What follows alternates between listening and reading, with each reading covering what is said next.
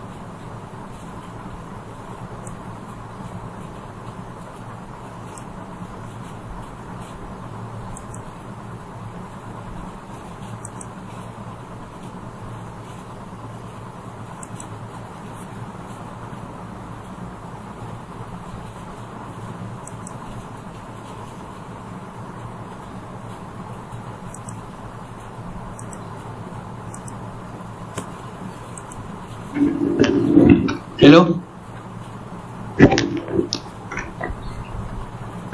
Okey, dah dengar. Dah dengar? Tuan. Boleh dengar tuan. Alhamdulillah, dengar. Alhamdulillah.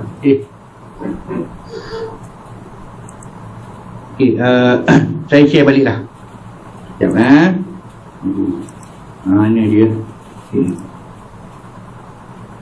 Bismillahirrahmanirrahim. Rabbi shrah li sadri wa yassir li amri wahlul 'uqdatam min lisani yafqahu qawli. Jadi salam perkenalan daripada saya. Saya Zahari bin Muhammad Ali adalah perunding latihan kanan daripada kluster pengajian pembangunan pengurusan dan inovasi Intan Jalan Ilmu. Kalau lihat daripada akademik saya ni memanglah bukannya daripada bidang sains sosial. Saya ada diploma dalam trade negotiation daripada National University of Singapore. Saya juga ada ijazah sarjana muda daripada UTM dalam bidang kejuruteraan komputer, dan juga saya ada ijazah sarjana daripada UPM dalam bidang ekonomi antarabangsa. Tapi kepakaran saya adalah dalam bidang rundingan antarabangsa, undang-undang perdagangan antarabangsa dan pengurusan sumber manusia. Itu sajalah yang saya boleh beritahu tentang saya. Tapi kebanyakan pengalaman saya adalah dalam bidang pengurusan sumber manusia. Tiga-tiga ni lah, rundingan ekonomi antarabangsa selama lebih kurang dalam 13 tahun, dan undang-undang antarabangsa, perdagangan antarabangsa selama 13 tahun, pengurusan sumber manusia lebih kurang dalam 5 tahun.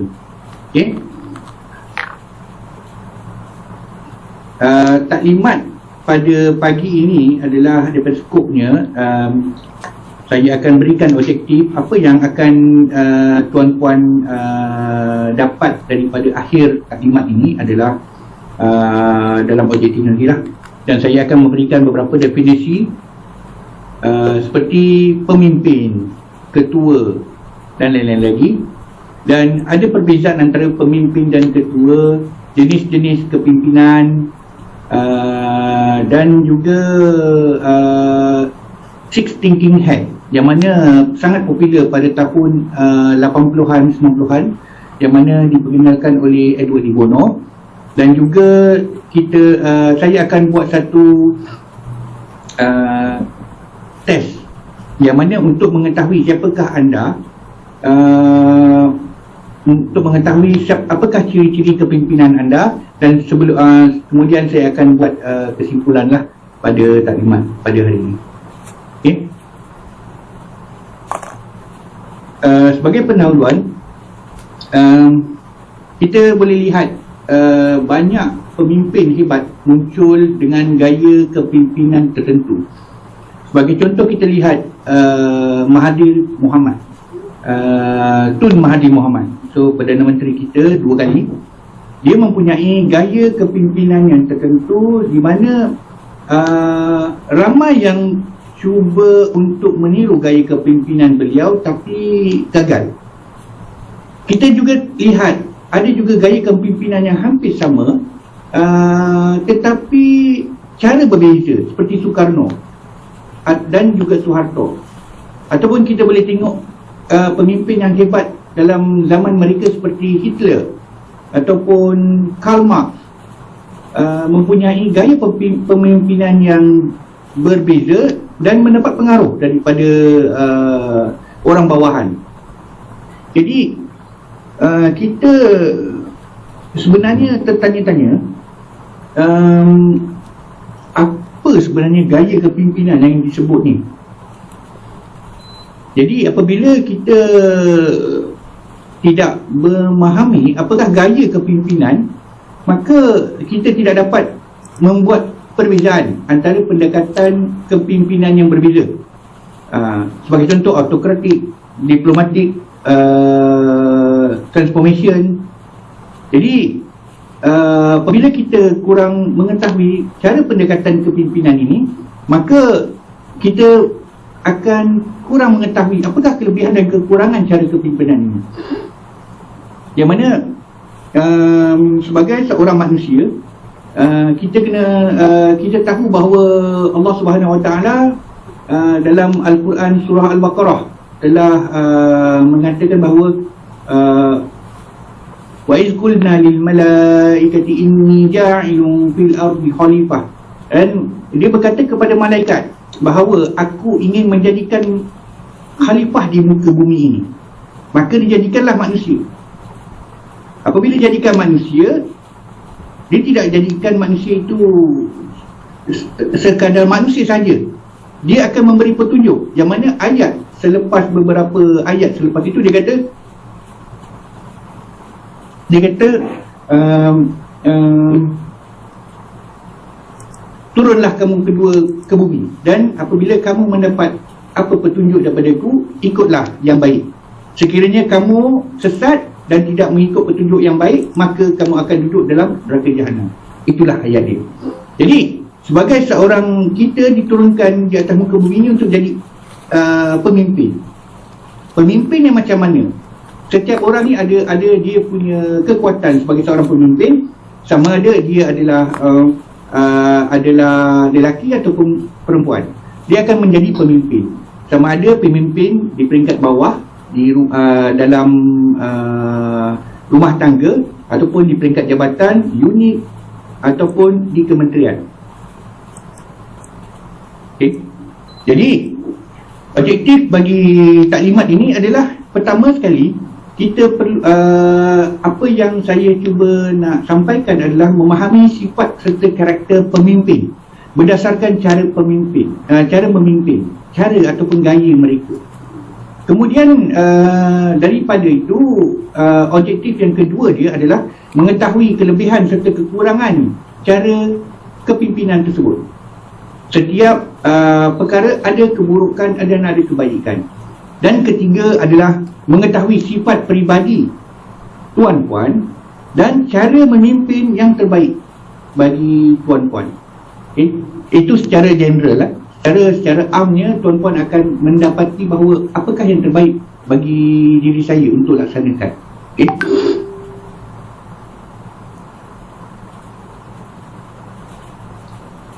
Secara definisi, kita boleh lihat bahawa pemimpin ataupun leader dalam bahasa Inggeris, kita boleh kata dia adalah individu yang boleh memberi pengaruh kepada individu yang lain dalam satu pertubuhan atau organisasi. Pemimpin, kalau kita panggil bos ataupun ketua, orang yang mengeparai atau memimpin pasukan atau perkumpulan atau organisasi. Jadi kebiasaannya, seorang yang paling disukai antara pemimpin dengan ketua, kebiasaan tuan-puan mesti suka yang mana satu? Kebiasaan tuan-puan mesti suka kepada pemimpin. Tuan-puan akan benci kepada ketua ataupun bos. Jadi itulah secara amnya maksud pemimpin dan juga ketua. Kalau kita lihat gaya kepimpinan ni, ini sebenarnya merujuk kepada tingkah laku ataupun cara pemimpin apabila mengarahkan ataupun dia memotivasi, membimbing, mengurus kumpulan orang di bawah jagaannya. Kalau kita lihat pemimpin yang hebat adalah seorang yang boleh memberi inspirasi dalam sama ada pergerakan dalam politik ataupun perubahan dalam sosial di persekitaran mereka. Mereka juga boleh memberi motivasi kepada orang lain untuk membuat sesuatu yang berinovasi. Ataupun pemimpin, dia boleh memberi motivasi kepada seseorang untuk melakukan satu kesalahan. Itu pun pemimpin juga. Okay? Dia boleh mempengaruhi orang untuk melakukan satu kesalahan. Kita boleh lihat ada kongsi gelap, mafia contoh. Dia boleh, pemimpin dia sangat ditaati, bukan ditakuti, ditaati. Tapi pemimpin ini dia mempengaruhi untuk melakukan satu benda yang jahat. Itu ada cara gaya-gaya pemimpin. Okay? Kalau kita lihat pemimpin ni sebenarnya gaya kepimpinan ini telah boleh kita kata telah diselidiki lah sebelum Perang Dunia Pertama, iaitu pada tahun 1939. Kalau kita lihat, dia seorang ahli psikologi yang bernama Kurt Lewin ni, dia telah membuat satu kajian cara seorang pemimpin, bagaimana gaya kepimpinan ini yang paling menonjol. Tetapi kalau kita lihat daripada naskah-naskah yang terkini, kebanyakan mereka hanya menunjukkan bahawa ini adalah cara pemimpinan autokratik. Tetapi itu secara teori ataupun secara konsep. Contoh Puan Atisha adalah seorang, dia kata Puan Atisha seorang yang demokratik. Tapi itu adalah salah satu daripada cara kepimpinan beliau. Tapi sebenarnya beliau menggunakan beberapa cara kepimpinan berdasarkan kepada situasi dan keadaan. Yang mana yang lebih tertonjol pada masa tersebut, pada masa orang melihat adalah kebanyakan kepada demokrasi ataupun demokratik. Jadi dia diilhamkan sebagai seorang yang mempunyai ciri-ciri kepimpinan yang demokratik. Tapi tidak semestinya seseorang itu apabila kita kata dia adalah demokratik, orang yang mempunyai kepimpinan demokratik ataupun autokratik, tidak semestinya dia menjalankan fungsi-fungsi atau cara kepimpinan tersebut. Tapi kebanyakan cara kepimpinan dibuat berdasarkan kepada gaya kepimpinan tersebut.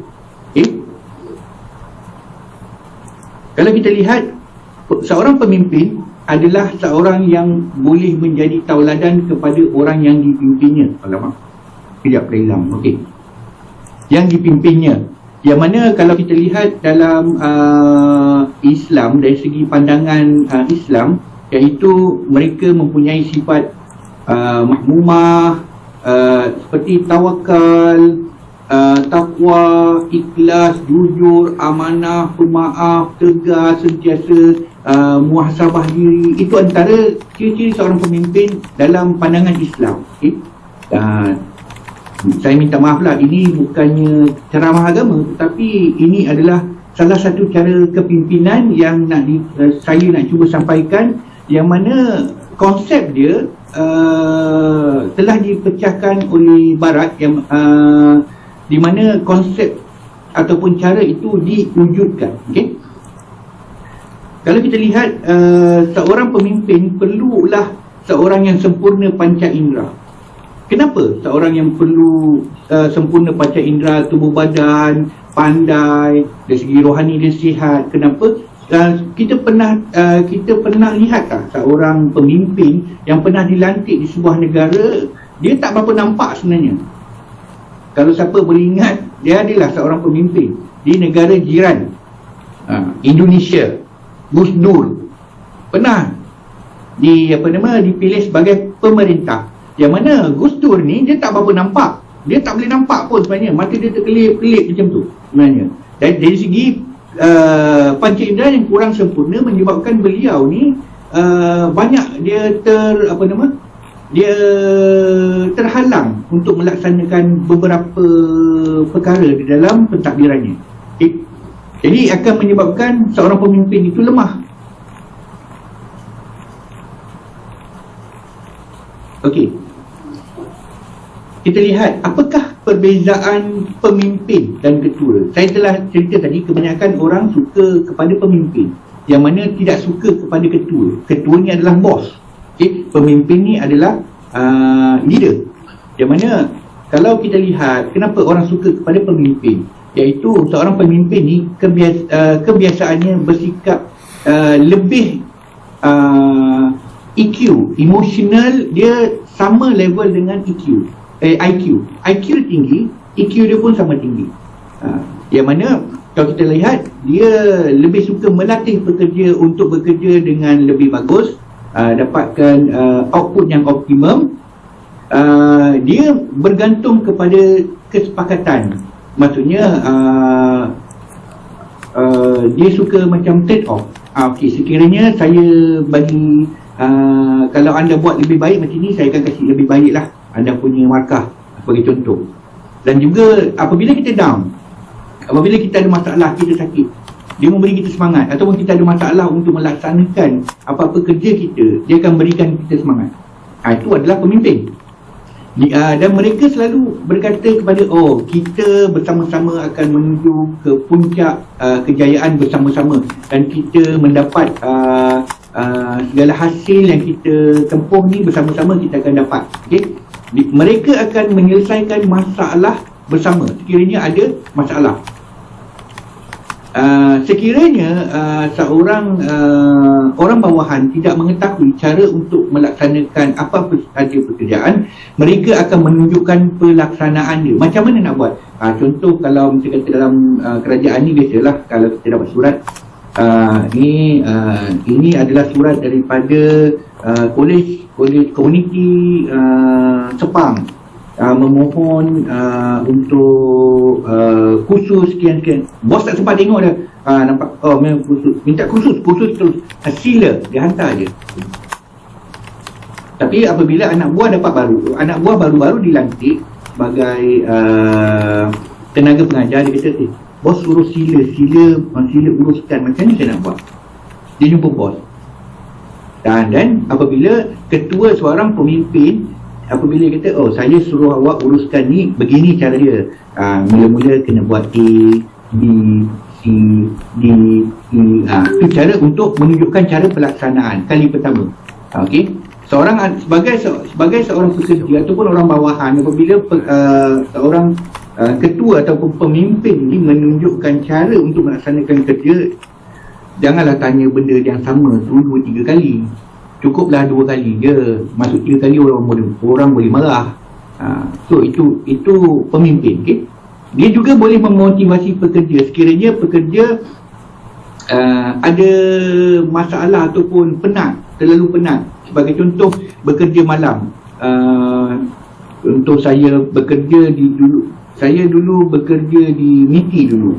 Kami kena berjaga malam sampai pukul 3 pagi. Jadi untuk memotivasi semua pekerja untuk terus berjaga dan juga bekerja menyelesaikan masalah, jadi kami pun pakat dengan bos-bos, okey, sekarang kita kutip duit, kita belilah Pizza Hut ke KFC ke, kasihlah diorang makan McD ke, diorang pun suka. So itu bagi untuk memotivasi pekerja.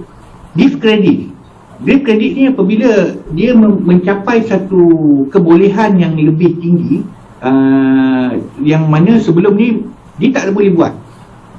Sebagai contoh, dia sebenarnya tak boleh mengajar topik cuti. Tiba-tiba dia boleh mengajar topik cuti dan mana orang suka cara pengajaran dia dan topik cuti, cara secara detail.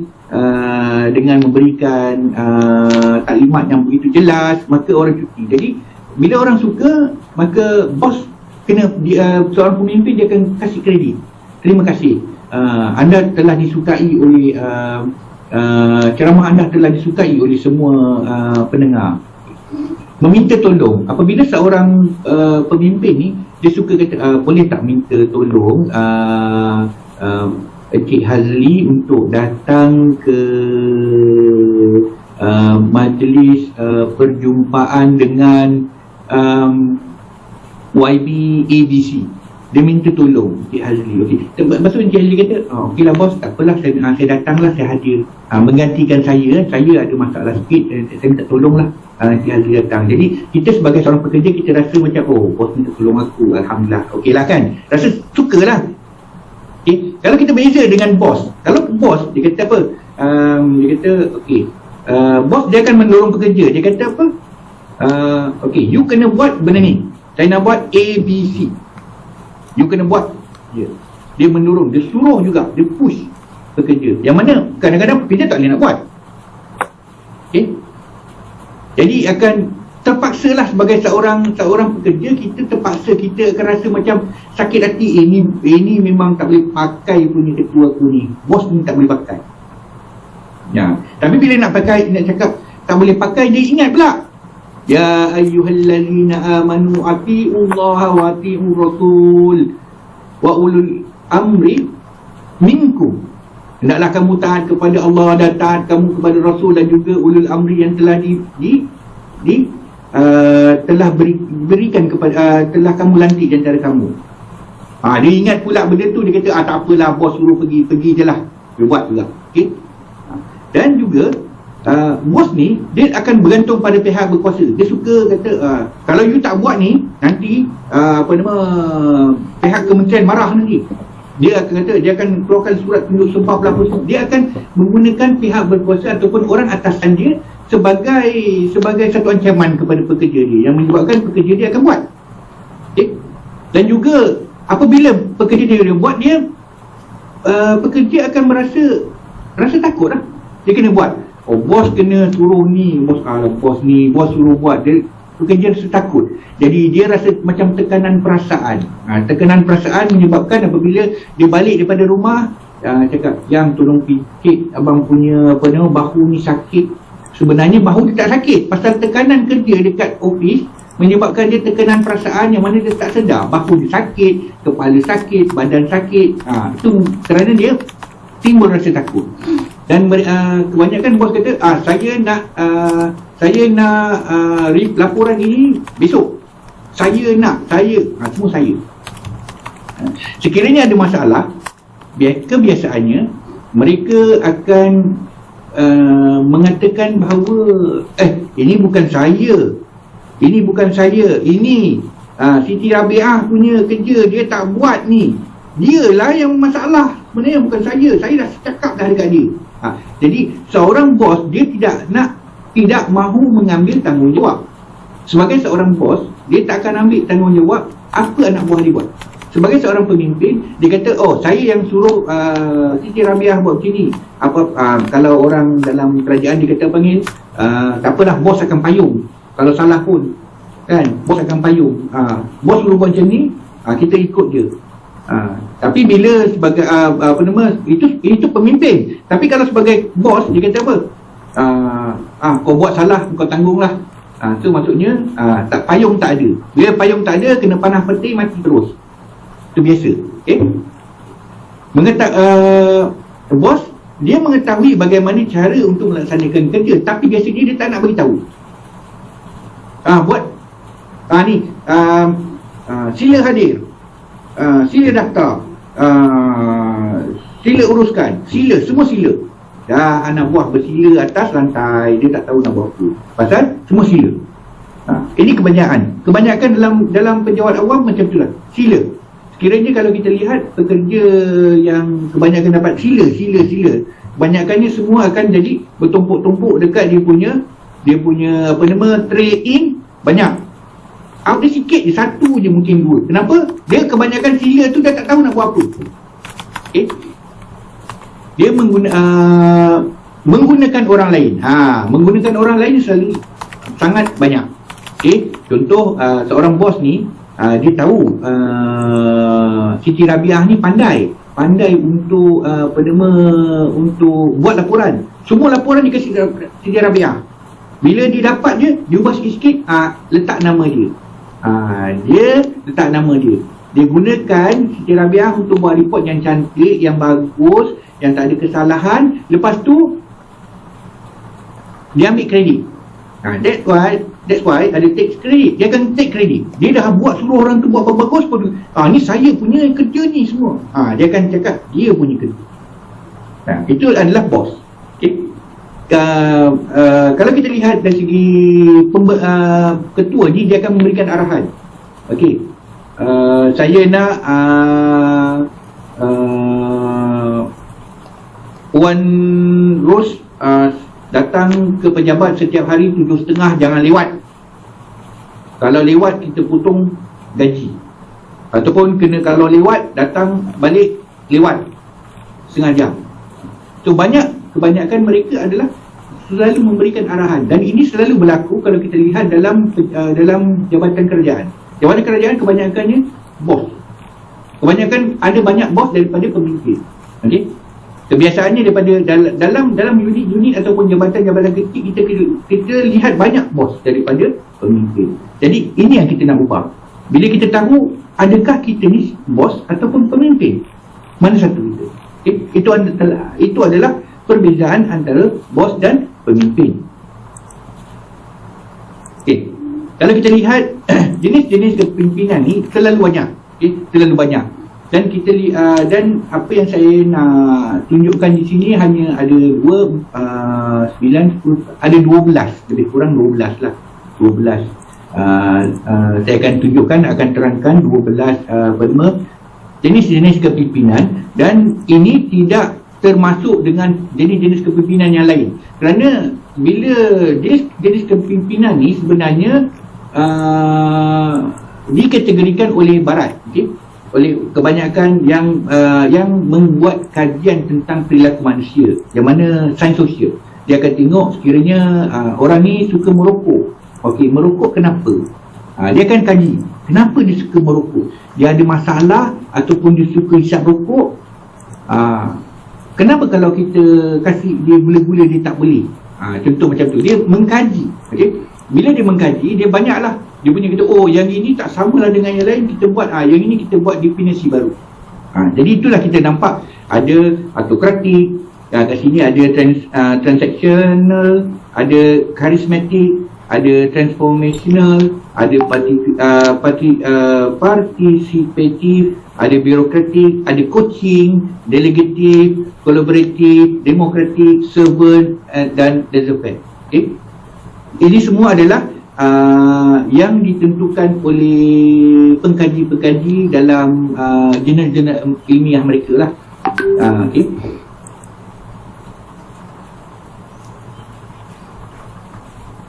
Itu boleh hari. Ya. Maaf silap. Ya. Mungkin boleh repeat sikit apa pertanyaan-pertanyaan di ruangan chat tu. Alamak, ada ruangan chat ni. Nak pakai chat. Sekejap, saya ada soalan-soalan daripada ini dah. Peserta khusus ni. Terima kasih. Sebenarnya banyak gaya. Soalan kat sini ada daripada Encik Haris.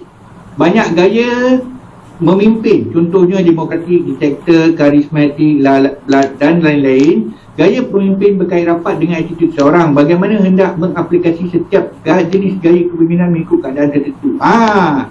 Itu nanti itu sebab saya ada, kalau kita lihat daripada saya punya topik daripada saya pendahuluan kandungan tu, saya ada tunjukkan yang mana saya akan bagi tahu apakah jenis-jenis kepimpinan macam autokratik ni semua, dan kemudian saya akan ceritakan tentang six head yang mana diterangkan oleh Edward de Bono, yang mana kita perlu gabungkan antara six head dengan juga jenis-jenis kepimpinan, yang mana kita boleh mengetahui apabila kita gunakan topi warna putih. Contoh, kita akan gunakan, kalau kita pakai topi warna putih ni, kita akan gunakan sekian. Kita untuk gunakan sekian, kita pakai topi putih. Kita pakai topi kuning, kita pakai topi merah, topi hitam. Kita akan apabila berada di situ, maka kita akan mengubahlah cara kita punya berfikir. Tapi kita akan lihat yang mana kita ni sebenarnya lebih terdorong ke arah satu cara. Okey. Yang mana nanti pada akhir nanti saya akan jelaskan lebih mendalamlah tentang soalan daripada Encik Haris ni. Okey. Jenis kepimpinan pertama adalah autokratik leadership ataupun kepimpinan autokratik. Okay. Pemimpin autokratik ni sebenarnya percaya, iaitu pendekatan top down dalam membuat keputusan, prosedur dan kebijaksanaan dalam organisasi. Pemimpin autokratik ni kurang memberi tumpuan untuk mendapatkan pandangan daripada ahli pasukan dan cenderung membuat keputusan eksekutif yang diharapkan oleh orang lain. Kenapa jadi macam tu? Kebiasaannya apabila satu kajian telah dibuat pada tahun 70-an, yang mana pemimpin autokratik ni sebenarnya percaya bahawa pekerja ataupun orang bawahan mereka adalah seorang, sedih sikit lah dengar, adalah mereka ni adalah seorang yang tidak rajin, kurang motivasi dan yang paling penting tidak dipercayai. Kita tak boleh percaya dia ni memang pemalas, orang bawah pun memang pemalas, memang tak boleh percaya, dia memang tak ada motivasi langsung. Kau suruh kerja rasa nak tidur je, tu memang tak ada motivasi langsung. Oleh kerana itu mereka ni, orang bawahan ni perlu sentiasa dibimbing dan diberi arahan untuk mencapai matlamat organisasi. Jadi mereka turut mengetuai pekerja dengan keperluan untuk memberikan ganjaran ataupun hukuman. Sekiranya mereka dapat melakukan sesuatu arahan dengan bertepatan seperti yang diminta oleh kepimpinan, maka mereka mendapat ganjaran. Contoh, sekiranya kau dapat SPM 9A+, ayah akan belikan kamu kereta BMW Mini Cooper S. Contoh. Taklah mampu kita sebagai pejabat awam nak belikan cash baru pula tu. Sebagai contoh. Dia memberikan satu ganjaran ataupun hukuman. Sekiranya kalau kau gagal SPM, maka nanti aku akan hantar kau pergi dekat pesantren, belajar agama lebih sikit, biar kau dapat jadi cikgu agama. Jadi dia sebagai hukuman, walaupun dia sebenarnya bukan sebagai hukuman, sebagai satu kaedah lah. Seorang pemimpin autokratik ini juga mementingkan pelaksanaan tugas. Adakah tugas ini dah dilaksanakan belum? Dah cuci toilet, dah cuci belum? Biasanya macam tu lah, toilet dah cuci belum? Ataupun bilik dah kemas belum? Seorang pemimpin autokratik juga menggunakan sumber kuasa mereka secara formal. Jadi pemimpin yang ini akan mengeluarkan arahan dan memastikan bahawa arahan mereka dipenuhi oleh orang bawahan secara sepenuhnya. Kita boleh lihat sebagai contoh Pol Pot. Siapa yang tak kenal Pol Pot? Puan Siti Rabiah kenal Pol Pot. Puan Ros kenal Pol Pot. Orang paling baik sekali. Dia telah membunuh ramai orang Myanmar. Kambodia bukan? Kambodia. Dia paling banyak sekali membunuh. Dia kalau orang tak setuju dengan dia bunuh. Hukum dia bunuh je. Dia tak ada apa dah, bunuh je. Dia bukan geng, dia macam lebih kurang lah Korea Utara. Siapa yang kena COVID, tembak mati. Contoh macam tu. So geng dia ni autokratik lah, Pol Pot ni.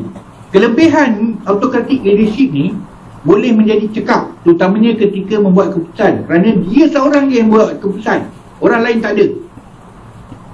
Dapat memastikan semua pasukan ni bersatu, konsisten, kerana seorang dia seorang dia yang boleh kasih arahan, orang lain tak boleh.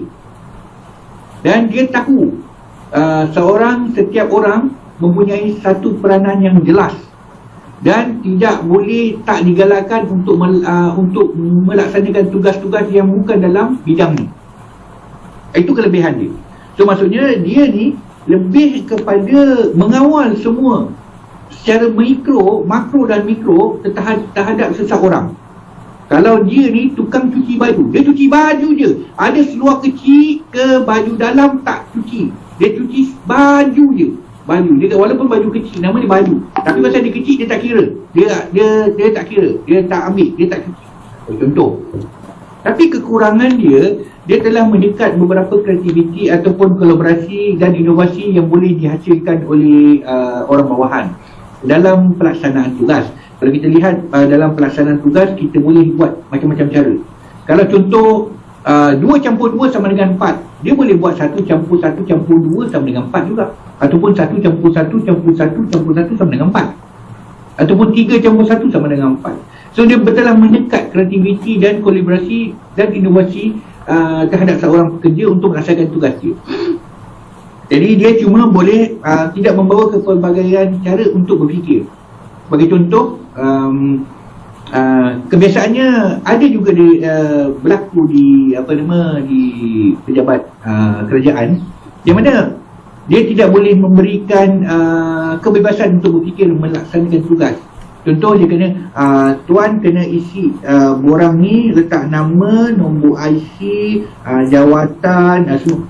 Benda tu sama daripada tahun 50-an sampai tahun 2020, benda sama juga. Borang yang sama, apa yang sama, tak nak berubah. Pasal apa? Dia kata, oh ini kena, ini wajib. Ini telah ditanamkan dalam pemikiran. Dan merasakan apabila anak buah ni bersuara kata, bos ataupun tuan, saya rasa cara kita ni salah, tak boleh bersuara, diam, buat saja, mesti jadi. Contoh macam tu. Walaupun benda tu dia tahu dia ada cara yang singkat, tapi dia tak dibenarkan ataupun tidak boleh bersuara. Jadi boleh kerana kalau kita lihat peranan dia dah jelas untuk melaksanakan hanya satu tugas, maka untuk dia berjaya ataupun meningkat dalam kerjaya mereka kuranglah. Kebiasaannya autokratik ni berlaku apabila seseorang lelaki, jangan lelaki lah, seorang isteri berada di rumah. Wanita biasanya dapat autokratik apabila kat rumah. Bila anak ni balik, cuci toilet, baju kenapa tak masuk dalam bakul? Masuk dalam bakul. Ini kenapa ada bersepah ni kasut semua, kena susun. Dia jadi autokratik. Kebiasaan.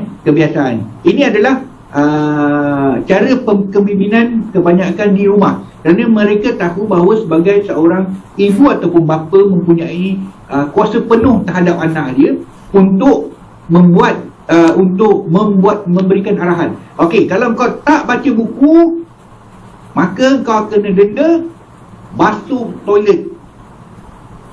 Okey, ataupun kau dapat markah rendah, kau kena buat cuci baju pakai tangan, bukan pakai mesin basuh. Itu kebiasaan lah. Ini kebiasaan kepada suri rumah ataupun wanita-wanita lah yang berkerjaya lah.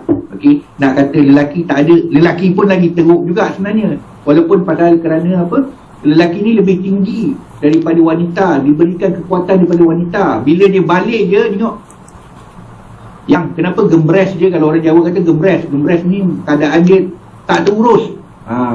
Tak terurus, kenapa gembres dia? Kata pergi, siap, cantik-cantik, kita nak pergi makan kat luar. Lepas tu anak pun dalam keadaan tak mandi. Kau kenapa semua? Kalau kau buat macam gini, abah tak nak kasih kau coklat.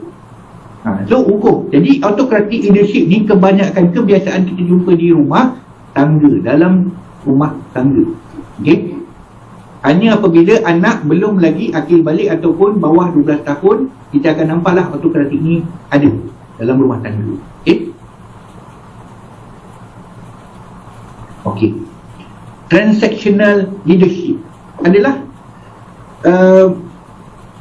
kepimpinan yang satu kepimpinan boleh kata yang mengarahkan usaha orang lain melalui tugas, ganjaran dan struktur. Pemimpin yang menggunakan gaya ini bergantung kepada sistem ganjaran dan hukuman untuk memberi motivasi kepada orang bawahan ataupun pengikutnya. Sebagai contoh, sebagai pertukaran untuk satu kepatuhan terhadap arahan, seorang pekerja mungkin diberikan penghargaan dengan kenaikan pangkat ataupun dibiarkan hidup kalau contoh dalam kumpulan gangster mafia. Okey. Jadi kita lihat kat sini pemimpin kalau panggil transaksional ataupun transaksi ni mengenal pasti dan menjelaskan tugas-tugas dan memberitahu bahawa kejayaan pelaksanaan tugas tersebut akan menuju kepada penerimaan ganjaran. Itu berdasarkan kepada satu kajian lah oleh, kalau kita melihat ni daripada BAS ataupun Abilio pada tahun 88, yang mana pemimpin ini memberikan ganjaran kepada pengikut yang berjaya mencapai satu tahap prestasi. Okay. Cara kepimpinan ini juga diterapkan oleh Bill Gates. Bill Gates ni menerapkan cara leadership begini dalam pembangunan dalam pembangunan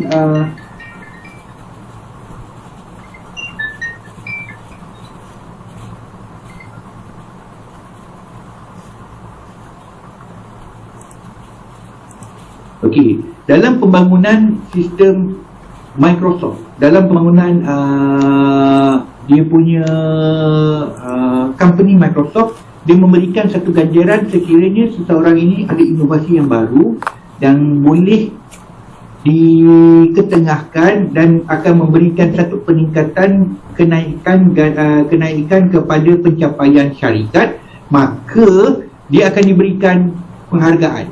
Okay? Itu adalah sebagai salah satu contoh yang dilaksanakan oleh Bill Gates. Dan bagi mereka yang berprestasi rendah, sebagai pemimpin, mereka boleh akan mengurangkan ganjaran ataupun melaksanakan kawalan agak ketatlah kepada orang bawahan mereka ataupun menurunkan pangkat.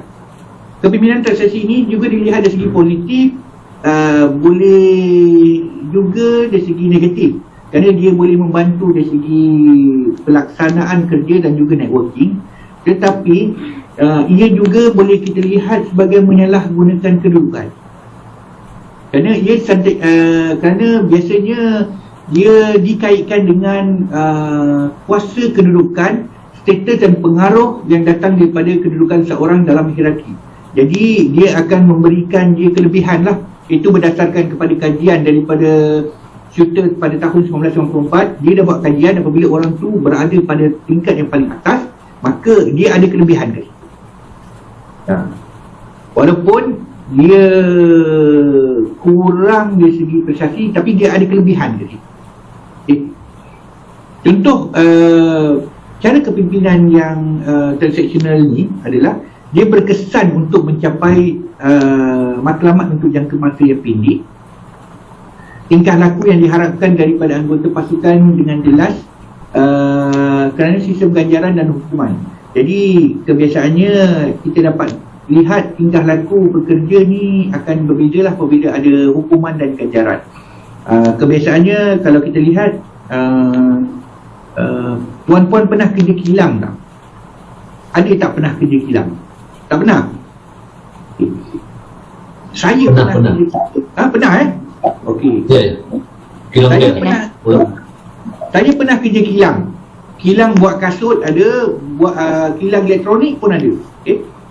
Kebiasaannya kilang buat pasu pun ada. Kebiasaan kilang-kilang ni dia ada satu panggil ganjaran dan hukuman. Yang mana ganjaran sekiranya katalah dalam bulan tu 30 hari. Kita tak ada cuti pun 30 hari. Maka setiap hari yang kita akan dapat RM30 tambahan kerana tak cuti ataupun MC pada bulan tersebut. Maka dia akan kasih tambahan RM30. Sekiranya ada yang ponteng ataupun cuti ataupun sakit pada bulan tu, dia tak akan dapat tambahan RM30 kerana dia tidak datang ke pejabat. Kebiasaannya itulah sistem ganjaran dalam sektor swasta lah, biasanya dalam bidang perkilangan lah. Kerana apa? Kebiasaannya yang dapat duit tu dipanggil mandu lah. Macam saya dulu kerja kontrak buat rumah. Kontrak buat rumah. Kalau ponteng satu hari, dah tak adalah dapat tambahan RM100. Jadi kalau bisa kata kalau cukup sebulan datang, maka dapatlah RM100. Dan juga menjadikan struktur dan kestabilan organisasi. Tetapi walaupun kita lihat transactional leadership ni bagus, macam bagus, tapi dia masih mempunyai kekurangan, iaitu dia telah menyebabkan kreativiti atau pertumbuhan ni terhad. Yang mana kreativiti ni bermaksudnya kreativiti yang untuk mencari idea yang lain tu terhad. Dia juga tidak memberikan kesan pada orang yang tidak didorong oleh motivasi dari segi kewangan. Sebagai contoh, kalau kita bekerja kilang tu, alah tak apa aku datang aku datang kilang, tak apalah hari ni aku punting, alah RM30 pun, RM30 sekali makan je habis. Faham? Jadi setengah orang tidak melihat ganjaran wang itu adalah sebagai satu motivasi baginya, maka dia tak akan terkesan kepada cara kepimpinan ini. Dan dia juga tidak menggalakkan bagi mereka yang mencari peluang mengembangkan profesion dia dan peribadi. Dia maksudnya dia memperkembangkan kepakaran ataupun kebijaksanaan dalam satu bidang itu, dan juga peribadi mereka untuk dalam cara kepimpinan ini. Itu adalah kekurangan daripada cara kepimpinan ini. Ini gambar Bill Gates ni, sebenarnya gambar Bill Gates yang tahun 2015 2012, sorry. Gambar Bill Gates pada 2012. Tapi don't worry, Bill Gates ni memang rupa dia macam ni lah. Saya jumpa dia pun macam ni lah muka dia, tak berubah. Lebih kurang je. Okay. Transformational leadership. Dia ni suka transform. Dia maksudnya dia adalah salah satu cara kepimpinan yang mana dia wujudkan satu visi berdasarkan kepada keperluan yang telah dikenal pasti. Dia ada buat visi, dia bukan ahli nujum. Bukan macam Pak Belalang tu ahli nujum, dia dah ada visi, tak ada. Dia wujudkan satu visi baru yang mana semua keperluan tu dia telah kenal pasti. Jadi apabila dia dah kenal pasti apa segala keperluan, maka dengan keperluan dan kebolehan ataupun pengetahuan dia membimbing pasukannya untuk mencapai matlamat ataupun objektif yang telah diwujudkan berdasarkan pada visi tersebut. Maka fokus untuk mengubahkan sistem dan proses yang tidak berfungsi, itulah fokus dia. Kalau kita lihat transformasi ni, gaya kepimpinan ni sebenarnya mula disarankan pada tahun 70-an. Kalau kita lihat pada tahun 70-an ni, oleh Burns dalam buku, dan dia ada buku sebenarnya, buku daripada Burns tahun 1978, lama dah. Dia panggil buku dia Leadership. Dia kata kat situ, gaya kepimpinan transformasi ini merupakan satu proses yang membenarkan wawasan pemimpin dikembangkan segera ke seluruh organisasi. Contoh Steve Jobs ni, dia kata handphone ni, dia kata handphone ni saya nak perkenalkan handphone. Dia perkenalkan, ini contoh handphone, handphone, iPhone. Maka iPhone tu adalah menjadi satu visi kepada setiap dalam organisasi tu, bahawa Apple ada handphone yang mana handphone tu flat. Dia tak macam handphone biasa yang ada keypad. Okay? Dia membuat satu visi yang begitu dan mengerahkan seluruh pasukannya untuk menguruskan macam mana kita nak buat handphone tu hanya flat. Dia tak ada papan keyboard. Okey. Yang mana dalam proses mempengaruhi kepada perubahan besar, sikap ini dapat dicapai dengan menguraikan idea kepimpinan ini dengan memfokuskan meningkatkan kesedaran tentang isu-isu bagaimana kita nak melaksanakan tugas-tugas tersebut. Yang mana perkara-perkara ini diterangkan lebih lanjut daripada beberapa jurnal. Kalau kita lihat ada beberapa pengkaji dari segi sosial seperti Bass, seperti Carlson, dia telah memberikan beberapa pandangan dalam jurnal yang menyatakan bahawa seorang yang mempunyai kepimpinan transformational ni, dia dah ada visi ni, dia akan cuba kembangkan apa yang dia tahu, apa yang dipercaya tu ke dalam organisasi dia. Macam contoh dia kata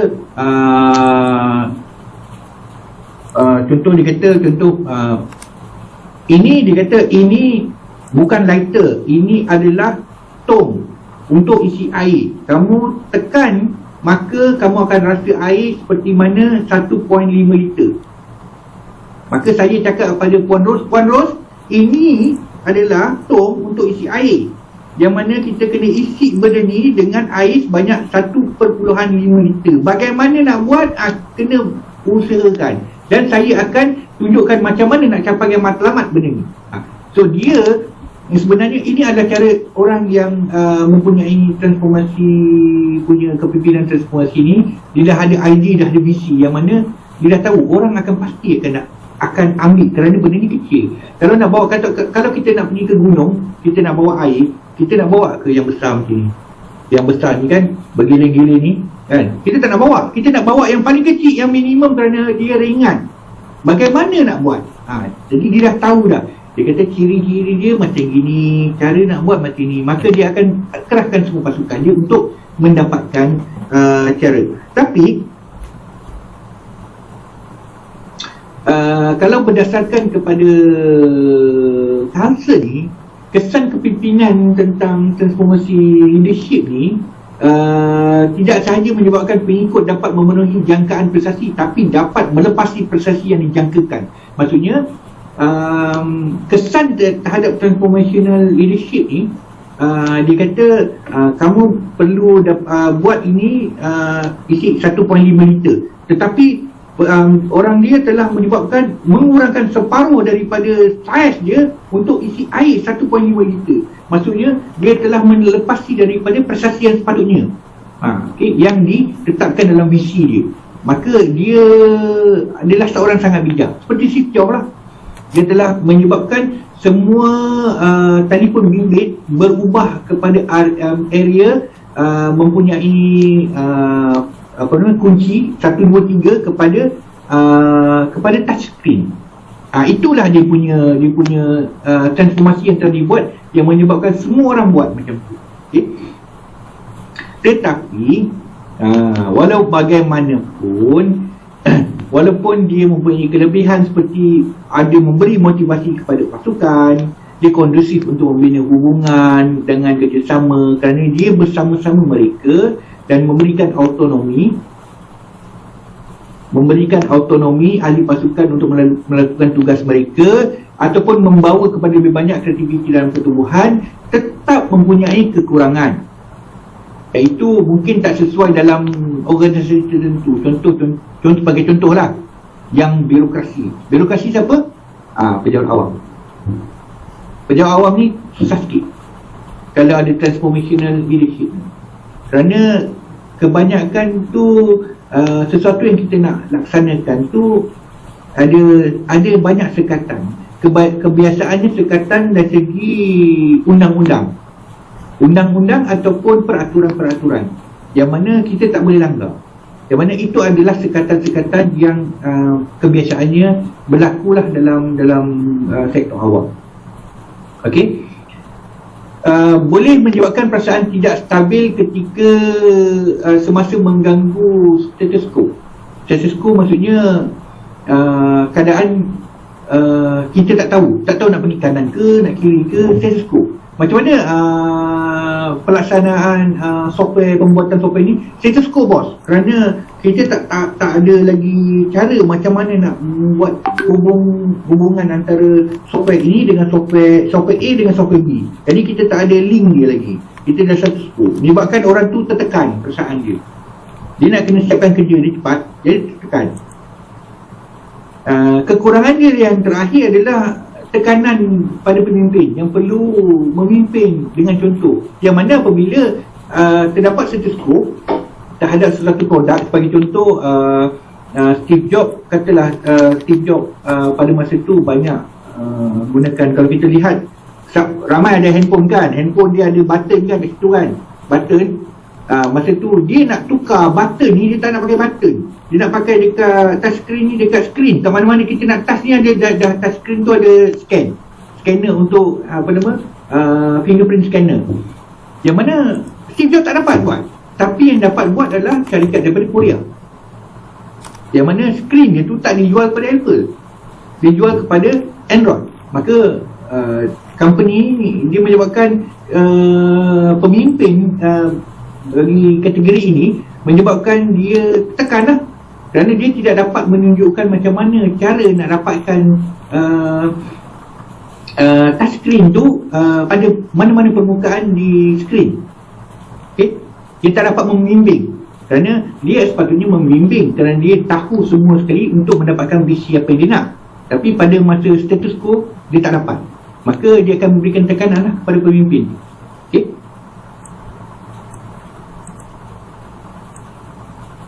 Okey, sekejap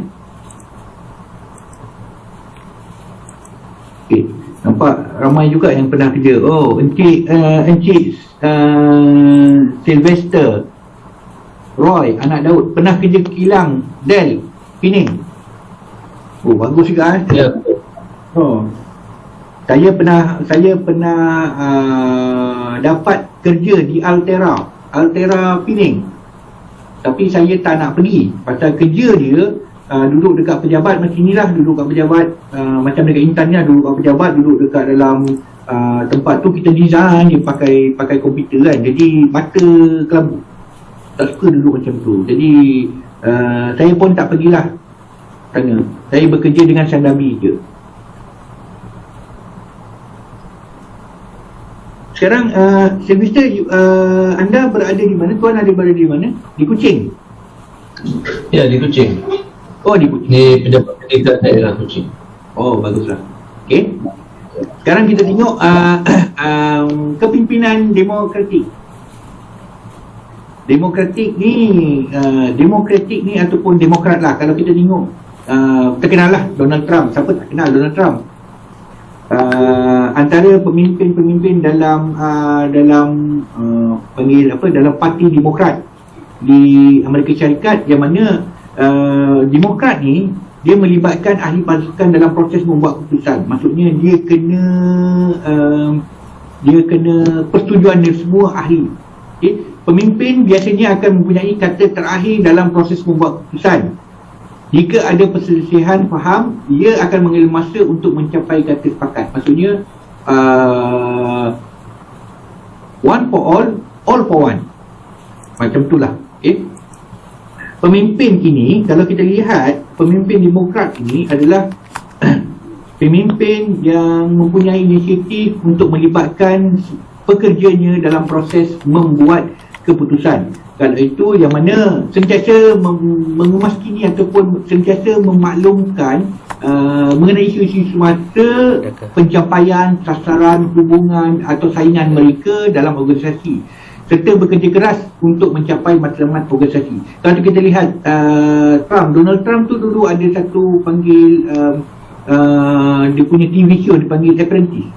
Semua orang pernah tengok kan Apprentice Dulu Donald Trump ni ada satu show dekat US panggil Apprentice, yang mana dia akan memilih seseorang untuk bekerja dengan dia di Donald Trump Tower sebagai seorang apprentice lah.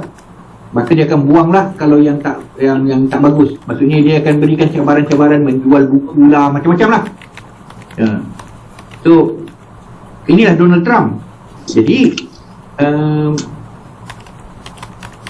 gaya kepimpinan demokratik ni boleh kata pemimpin yang menggalakkan kesemua kaki tangan ataupun semua orang yang berada di bawahnya untuk melibatkan diri, memberikan pandangan, pendapat untuk membuat satu keputusan. Okey. Jadi dalam pentadbiran ni, dalam gaya ni, seorang ketua ataupun majikan akan memberi peluang kepada pekerja bawahannya untuk melibatkan diri secara langsung dalam sistem pentadbiran organisasi tersebut. Bukan itu saja, pemimpin juga akan memberikan pendapat pandangan sebelum satu keputusan itu diambil. Walaupun satu keputusan itu tidak memihak kepada dirinya, dia akan cuba membuat satu keputusan yang adil dan saksama. Okay? Kalau kita lihat daripada beberapa jurnal yang dikeluarkan ataupun penulisan, sebagai salah satu saya ambil kat sini sejarah, saya ambil kat sini daripada Amarjit Singh pada tahun 2017. Dia kata kepimpinan demokratik ni lebih bersifat bertimbang rasa dan lebih mendengar pandangan pekerja sebelum membuat keputusan. Pemimpin yang memamerkan gaya kepimpinan demokrasi lebih memfokuskan kepada hubungan antara majikan dan pekerja dalam mencapai satu matlamat ataupun objektif organisasi. Okey. Sekejap. Okey, nanti Perwan Musa nanti saya jawab soalan. Okey. Bagi kepimpinan ini demokratik ni, kalau kita lihat, dia kata dia cuba fokus kepada hubungan. Dia menjaga hubungan antara pekerja dan majikan untuk mencapai matlamat organisasi. Dia cuba berbaiklah, maksudnya semua orang setuju, kita setujulah. Jadi ada kelebihannya, iaitu kalau kita lihat kelebihannya, maksudnya dia akan berikan kata sepakatlah. Kalau kita dalam rundingan antarabangsa, kalau macam contoh saya buat dulu buat rundingan di Pertubuhan Perdagangan Dunia WTO dulu, kita perlu dapatkan konsensus atau dipanggil konsensus. Keseluruhan orang bersetuju. Itu banyak pada demokratik lah. Iaitu kelebihannya dapat meningkatkan motivasi dan kepuasan untuk bekerja. Selain dapat mendorong kreativiti pekerja dan membantu pembentukan pasukan yang kuat. Tahap produktiviti yang tinggi dapat dicapai dengan cara demokratik. Tetapi ada kekurangan, iaitu kekurangannya sangat banyak dan sangat parah, cukup parah. Kalau dalam apa-apa rundingan, proses membuat keputusan tu ambil makan masa yang lama. Kadang-kadang tak ada keputusan. Demokratik ni, kerana mereka yang panggil demokratik ni, dia banyak kepada persetujuan ramai. Jadi kalau tak dapat 2/3 ataupun keseluruhan untuk bersetuju, maka dia perlu mendapatkan satu keputusan yang persetujuan ramai itu dapat diterima. Okey? Dan sebarangkalian tinggi untuk kegagalan komunikasi ini boleh kebarangkalian yang tinggi untuk kegagalan berkomunikasi boleh berlaku, yang mana apabila kita nak mendapatkan satu keputusan tu, biasalah kita akan panggil apa, akan menggunakan cara kemampuan kita untuk mempengaruhi rakan-rakan di dalam kumpulan kita untuk mengubah keputusan. Okey, kebiasaan kita buatlah. Contoh Puan Ros ke Encik Wi ke, kan, dia nak memastikan bahawa tugas tersebut tidak dikenakan, tidak dapat pada dia, dapat pada Encik Haris, maka dia cakap pada Puan Atisha, kata kita cakap ni Encik Wi tak tahu, Encik Wi tak tahu, tak pandai benda ni. Maka Puan Atisha akan cakap, ya saya sokong, Encik Wi memang tak tahu, Encik Haris yang tahu ni semua. Encik Sylvester pun sokong, betul Encik Haris tahu benda ni. Maka Puan Ros pun dia kata betul. Maka dia akan cuba mempengaruhi orang lain untuk mengubah keseluruhan keputusan. Okay? Dia akan ambil masa lah. Dia ambil masa. Jadi komunikasi tu ada masalah. Yang itu akan menyebabkan dari segi perkongsian maklumat tu ada tak telus. Maksudnya kita tahu bahawa ini adalah permainan politik antara Encik Wi dan Encik Haris, yang mana Encik Wi tak nak kerja. Jadi disuruh Encik Haris buat, tapi Encik Haris tak buat. Jadi cara gunakan dia dalam mesyuarat. Okay? Maka satu keputusan buruk akan dibuat sekiranya pekerja tersebut tak mahir. Okay?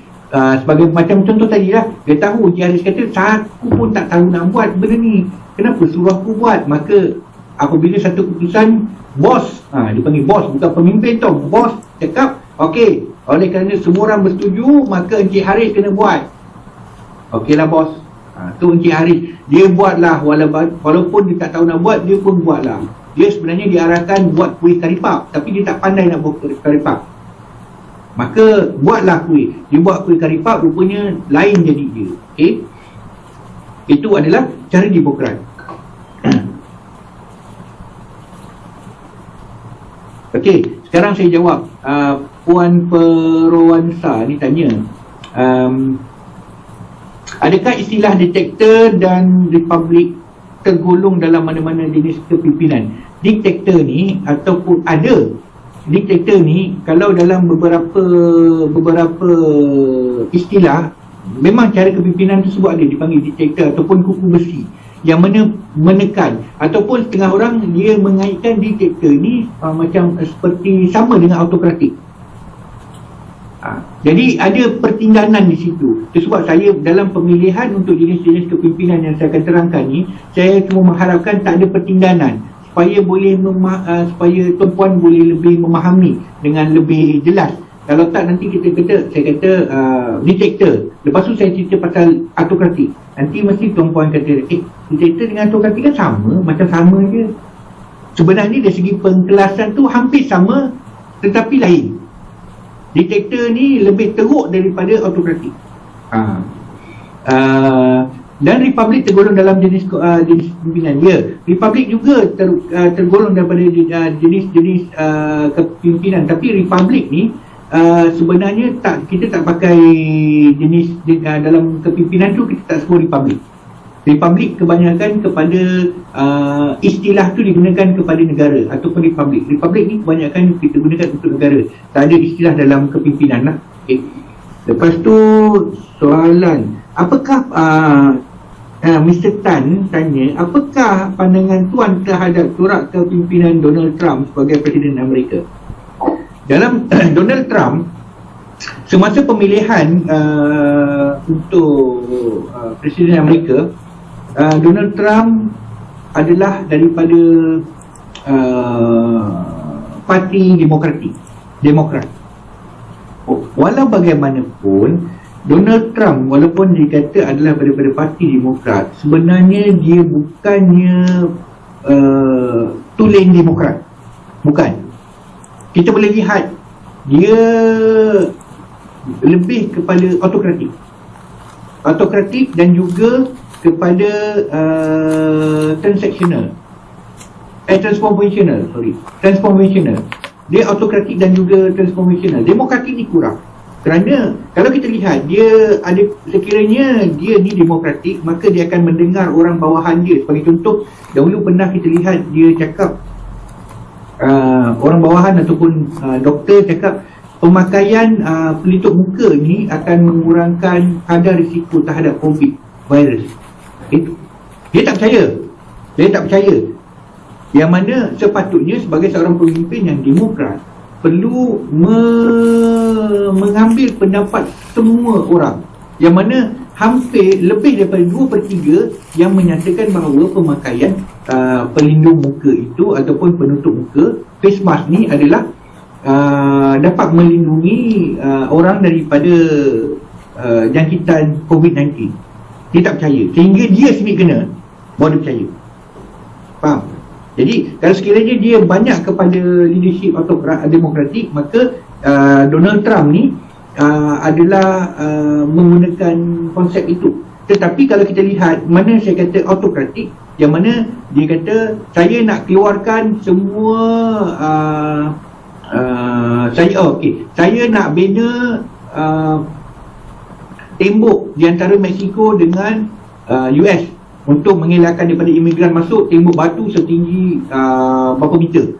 Maka dia kata walau macam mana keadaan, apa sekali kos pun nak buat walaupun dibantah. Dia autokratik, yang mana dia mengarahkan sesuatu yang mana sesuatu tu memang tak disepakati dan tak ada dana pun, tak ada duit, tak ada sumber untuk membuat tembok tersebut.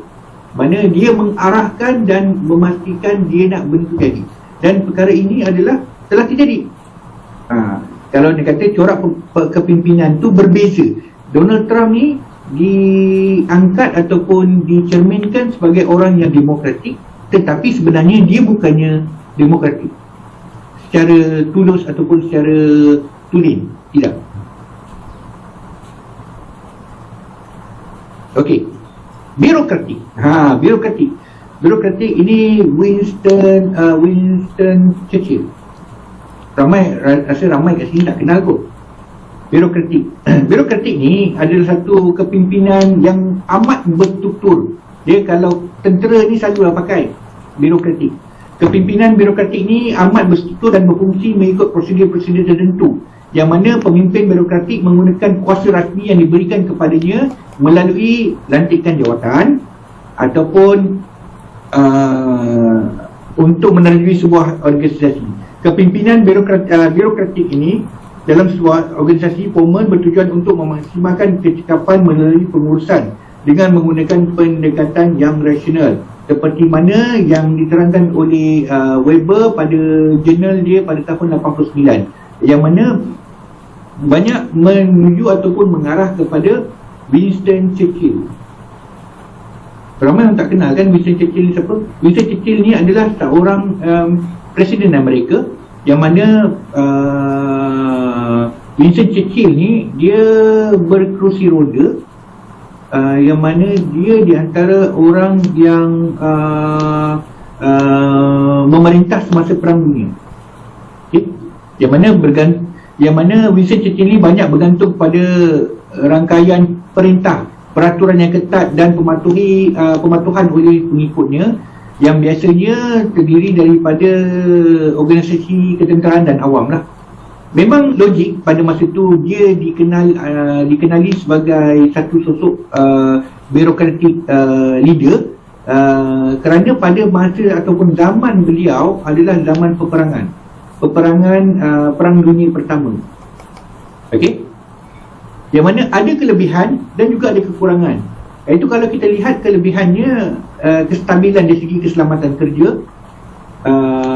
dan hasil dia, tak ada pilih kasih, peranan dan tanggungjawab semua adalah jelas, yang mana sekiranya anda dilantik sebagai seorang general, anda bertugas sebagai general, sebagai seorang private, anda sebagai private, ataupun anda sebagai major, anda sebagai major lah. Okay.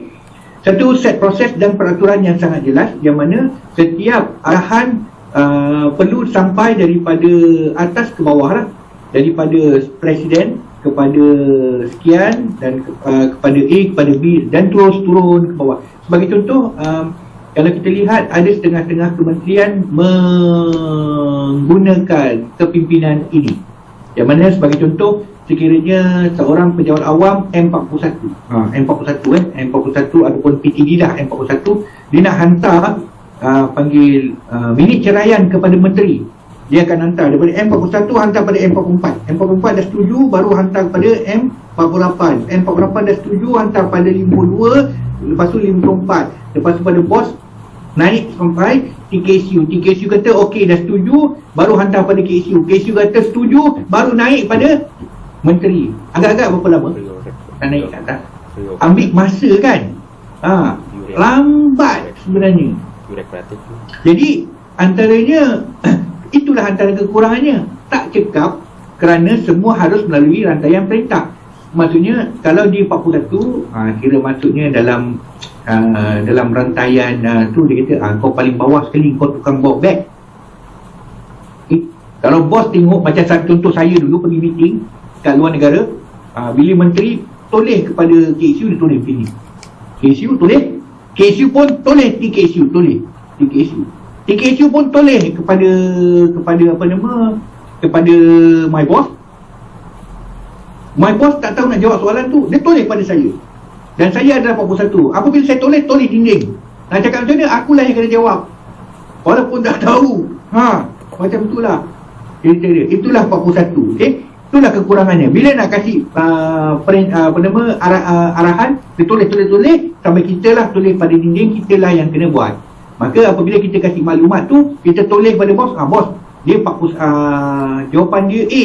Masa bos pun toleh pada bos, toleh pada bos, sampai pada menteri, A jawapan dia. Padahal kita boleh daripada menteri terus kan.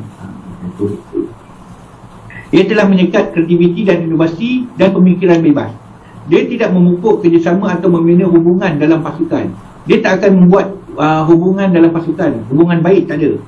Dia tak ada. Pasal dalam tentera ataupun dalam badan beruniform, tidak ada perlu ada rasa ada yang anak emas, ada yang anak perak, ada anak besi. Yang anak emas dia kasihlah bagus sikit. Anak besi selalu kena sebat, kena pergi lari tengah padang pasal buat jahat kan. Tak ada. Dan tentera semua sama. Kira macam komunis jugalah. Semua sama. Makan semua nasi. Ada ayam satu je. Dapat pera semua. Contoh, okey. Boleh menyukarkan tindak balas terhadap perubahan. Kerana rantaian untuk command, chain of command ni tinggi sangat, menyebabkan perubahan yang dilaksanakan tu dia susah nak nampak. Pemimpin susah nampak. Kerana contohlah anda menghantar mesej, kalau ada 20 orang daripada A sampai Z, 26 A sampai Z, daripada mesej saya nak makan sampai dekat orang yang terakhir, bukan saya nak makan, saya lapar. Walaupun sama, hampir sama dia punya makna je, tapi dia punya perkataan dia dah berubah. Maksudnya perubahan tu dia lambat. Lepas tu kemungkinan salah tu ada. Jadi inilah masalah bureaucratic leadership. Okay. Charismatic leadership. Charismatic ni kebiasaannya digunakan oleh beberapa orang saja. Okay. Yang mana charismatic leadership ni dia mempunyai gaya kepimpinan yang menunjukkan karisma untuk menarik atau kasih inspirasi kepada orang lain. Sebagai salah satu contoh, dia percaya kepada kemampuan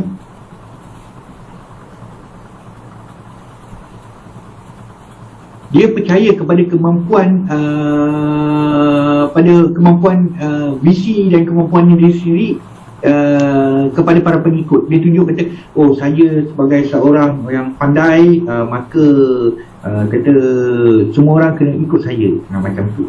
Okay. Dia lebih banyak bercakap. Orang karismatik ni banyak bercakap.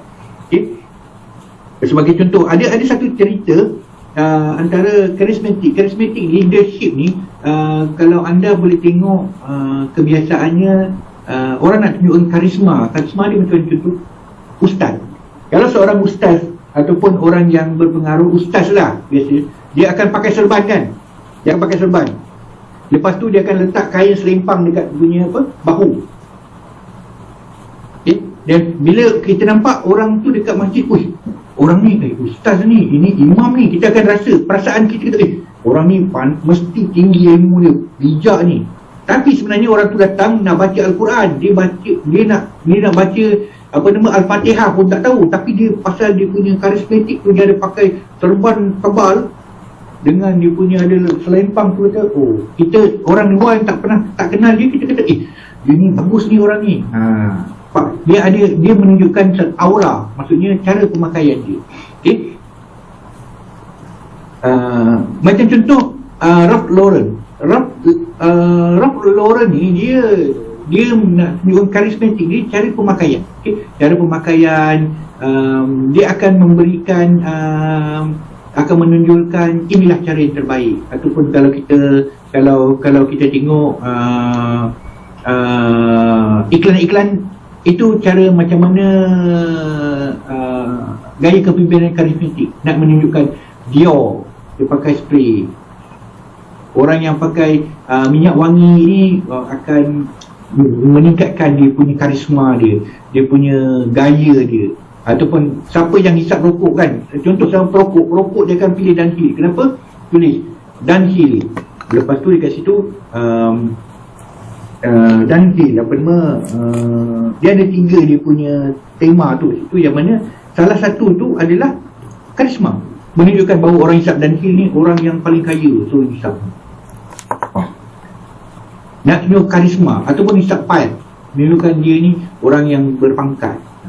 So dia ada kelebihan di situ, tetapi banyak sangat kekurangan.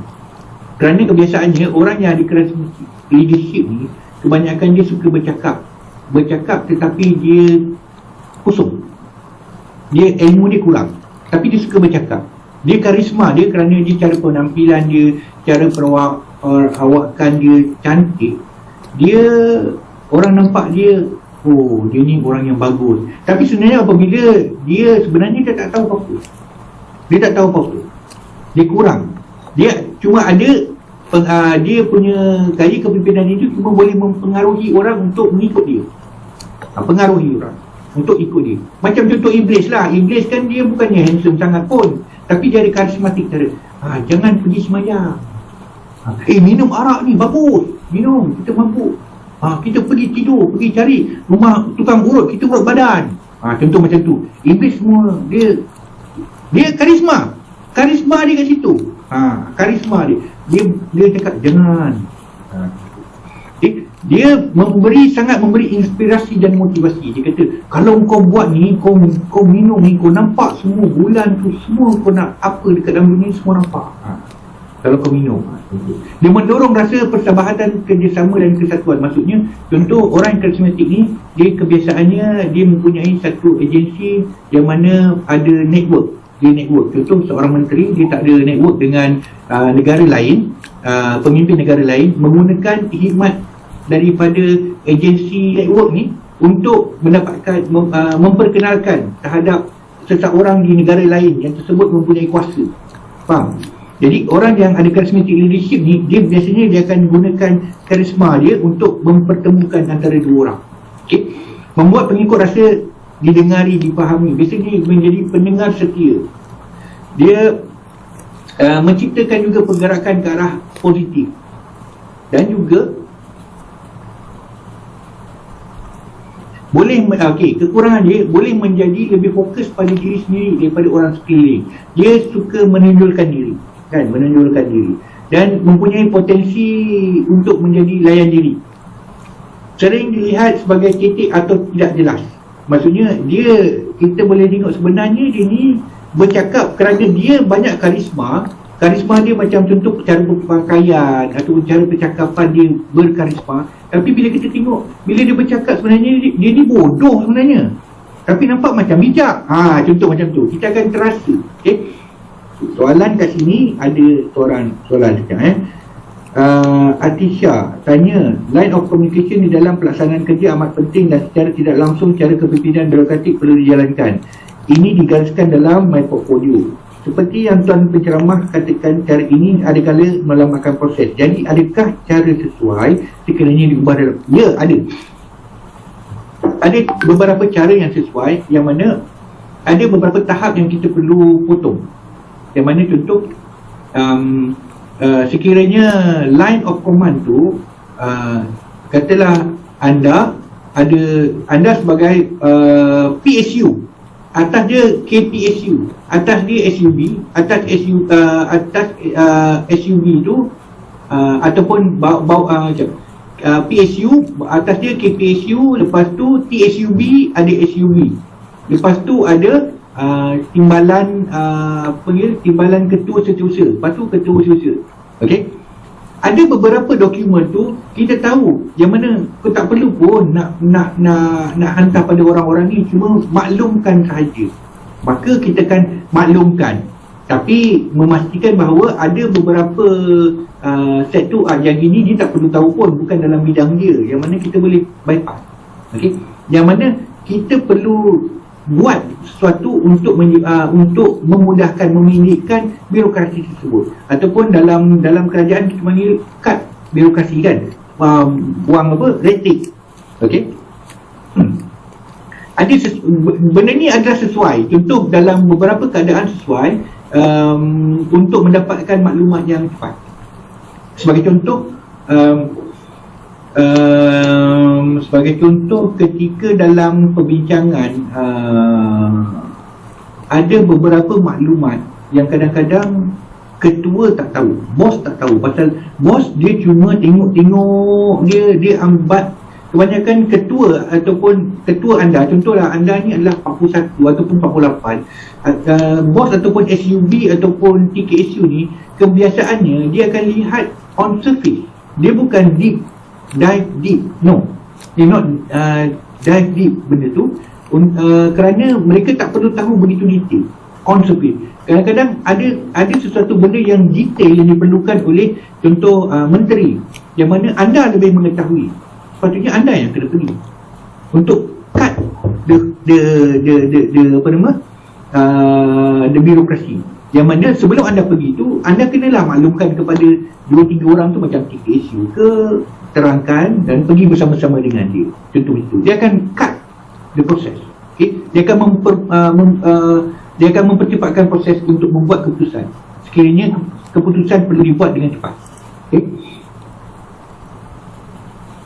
Adakah Barack Obama jenis pemimpin berkarisma? Ya. Adakah apakah kelebihan dan kekurangan beliau? Kelebihan dia adalah kelebihan dia dapat mempengaruhi orang-orang yang bukan sama kulit dengan dia. Dia boleh mempengaruhi orang yang bukan sama kulit dengan dia, iaitu white people. Yang mana kalau kita lihat, walaupun dia kata dalam zaman sekarang ni US ni tak ada panggil diskriminasi kaum, tak, masih walaupun tak adalah lagi secara terang-terangan dia kata black people, white people, no, memang tak ada, betul, tapi secara in silent masih lagi ada. Tetapi Barack Obama dapat mempengaruhi orang-orang yang berkulit putih untuk mengundi beliau, kerana beliau mempunyai satu karisma atau kelebihan yang tertentu. Okay? Kekurangan for sure adalah, tapi kekurangan dia banyak terikat kepada parti lah dalam apa-apa keputusan yang dia buat. Dia tak banyak menyokong kepada apa yang diminta oleh warga negara dia sendiri. Dalam government, wujud grading oriented dalam penjawatan untuk wujudkan peluang kenaikan pangkat lebih banyak, secara langsung menyokong kepada birokrasi dan gerak kerja. Betul. Dan juga birokrasi, sebenarnya birokrasi dalam kerja ni dia bergantung kepada kita punya pendapat, iaitu sekiranya kita merasakan itu adalah satu birokrasi, ia adalah birokrasi. Sekiranya bukan, contoh sebagai saya sebagai seorang ketua, kadang-kadang saya ada anak buah yang mana menghantar dokumen kepada saya, bos, tolong tengok ni, ini tak payah kau nak suruh aku tengok, ini surat je, kecuali aku nak sign, contoh macam tu kan, ini surat je, kau sign pun tak apa, faham? Kita nak cutkan birokrasi, yang mana kita delegate kuasa tu terhadap seseorang, yang mana apa yang berlaku adalah birokrasi ni yang mana berlaku apabila satu kuasa itu tidak di-delegate ataupun tidak diberikan kepada seseorang untuk melaksanakan tugas tersebut. Contoh Agung kalau tak delegate kuasa dia untuk melantik, SPA tak ada, GPA tak ada. Jadi dia delegate kuasa dia untuk pelantikan atau penamatan pejabat awam kepada SPA dan juga Suruhanjaya untuk melaksanakan perkara tersebut. Maka kuranglah kerja yang di-Pertuan Agong. Itu memang betul, mungkin ada birokrasi, tetapi apabila kita delegate the power to the right place, to the certain people, dia akan mengurangkan birokrasi.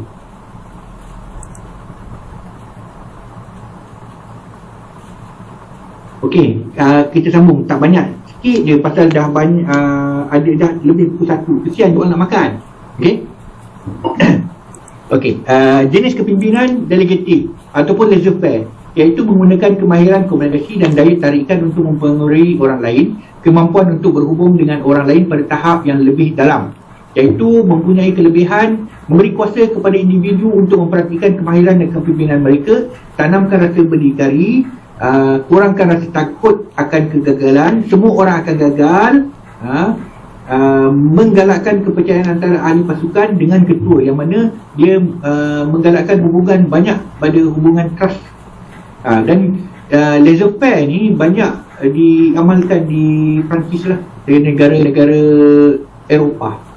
Okey, kekurangannya adalah dia menghasilkan produktiviti yang rendah. Dia tak banyak kepada memfokuskan kepada produktiviti, yang mana selain daripada itu, konflik. Apabila kita banyak menanamkan rasa sifat berdikari, akan timbul konflik, yang mana konflik cara melakukan kerja tu akan adalah di dalam pasukan, yang menyebabkan akan timbul kekeliruan. Ini peranan siapa? Ini peranan KPDNHB ke? Ini peranan MOF ke? Ini peranan MITI? Kenapa semua surat untuk merentas negeri hantar pada MITI? Nak hantar durian daripada Pahang ke Johor pun nak hantar ke MITI. Ini MOA punya kerja. Itu contoh. Okey. Jadi kita akan jadi keliru tentang peranan dan tanggungjawab. Okey. Dan juga tidak akan berkesan dengan pasukan yang tidak mahir ataupun tidak bermotivasi. Kalau bagi pasukan yang tak mahir, dia dah tak tahu nak buat apa. Dan juga dia pemalas. Jadi maka macam itulah, tak akan bergerak. Okey, dia tak akan bergerak untuk untuk melaksanakan tugas-tugas ataupun objektif-objektif yang telah ditentukan. Okey, saya cuba cepatkan kerana jam pukul 1. Cuba habiskan dalam 1:20 lah, insyaAllah. Okey, coaching leadership ni fokus untuk memberikan yang terbaik dalam pasukan dengan membimbing melalui pelbagai rintangan yang bersandarkan kepada matlamat yang jelas. Sebagai contoh, Mahatma Gandhi, dia banyak coaching. Dia memberi, membantu, berkongsi pengetahuan, penglibatan, perkembangan, dan juga dia visi dia untuk prestasi jangka panjang. Dia suka berkomunikasi lebih konstruktif dan kurang untuk menghakimi seseorang apabila berkata-kata. Yang mana dia juga kelebihan dia menyokong kreativiti yang ada di persekitaran. Dan juga seorang pemimpin ini dari segi coaching ni akan membantu menyelesaikan masalah yang dihadapi oleh pasukannya. Itu adalah kelebihan coaching. Coaching ni kita membantu. Macam contoh kita mentor-mentee. Mentor-mentee kita akan membantulah mentee kita. Mentor akan bantu mentee macam mana nak melaksanakan contoh tak tahu nak buat minit mesyuarat. Okey, mentor akan kata okey, minit mesyuarat buat yang macam ni simple sahaja. Jangan buat yang susah-susah. Hidup ni indah, jangan buat susahkan diri. Buat yang pindik-pindik je. Okey, kita buat, ambil dia punya isi kandungan. Pasal ni mesyuarat, kita nak keputusan, bukannya kita bincang makan tadi pukul berapa, makan cerita pasal durian, promosi cerita pasal durian lah balik kampung, tu tak payah catat. Okey, itu bukan keputusan mesyuarat. Ini laporan mesyuarat, tak ada benda-benda macam tu. Okay. Dia ada kekurangannya, itu dalam coaching ni dia akan mengambil masa yang lama untuk satu-satu tugasan, untuk jadikan tugasan cukup perfect. Okay. Ia juga susah untuk dilaksanakan kerana ia akan mengganggu tugasan-tugasan orang yang menjadi coaching, orang yang jadi coach. Okay. Kerana kebiasaannya orang yang jadi mentee biasanya tak naklah kalau kata apalah kau ni, aku dah ajar 4-5 kali, takkanlah kau bongok sangat, tak pandai sangat kan. Dia tak nak maklum balas negatif. Okay. Dan juga masa tambahan untuk belajar bagi memberi maklum balas yang berkesan dan jelas. Dan juga kekurangan dia adalah mesti bersedia untuk meluangkan lebih banyak masa dengan kaki tangannya, yang mana dia akan mengambil masa pemimpin tersebut untuk mengendalikan keseluruhan kumpulan ataupun pasukan. Okay. Collaborative leadership adalah satu amalan pengurusan yang bertumpu kepada kemahiran kepimpinan yang merentasi batasan fungsional dan organisasi, fungsi dan organisasi, yang mana pemimpin akan turun padang berkongsi tanggungjawab dengan pasukan mereka dengan mengarahkan mereka membuat kerja secara bersama. Okay. Yang mana dia memberikan kelebihan kepada pemimpin tersebut, yang mana dia memberikan kaedah berfikir dengan lebih kreatif dan inovatif kepada ahli pasukan untuk melaksanakan tugas. Lebih banyak peluang untuk kepelbagaian terhadap cara melaksanakan tugas, dapat mengeratkan hubungan antara pasukan dan juga membina kepercayaan dalam organisasi. Kekurangan dia seperti biasalah, apabila ketua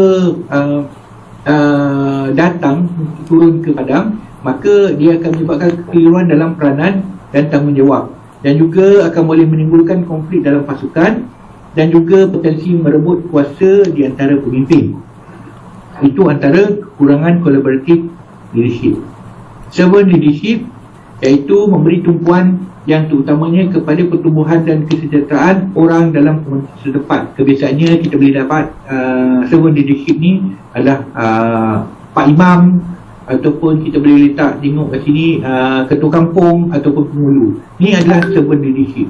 Dia memang kelebihan tetap ada, iaitu fokus kepada pertumbuhan atau perkembangan komunikasi ataupun komuniti setempat, yang mana akan meningkatkan prestasi, inovasi dan kolaborasi antara penduduk, mencipta persekitaran yang selamat dan meningkatkan kepercayaan penduduk atau komuniti setempat terhadap pemimpin, yang mana ia akan mempunyai kekurangan juga yang menyebabkan siapa yang memimpin akan merasakan mudah putus asa kerana semua akan merujuk kepada beliau.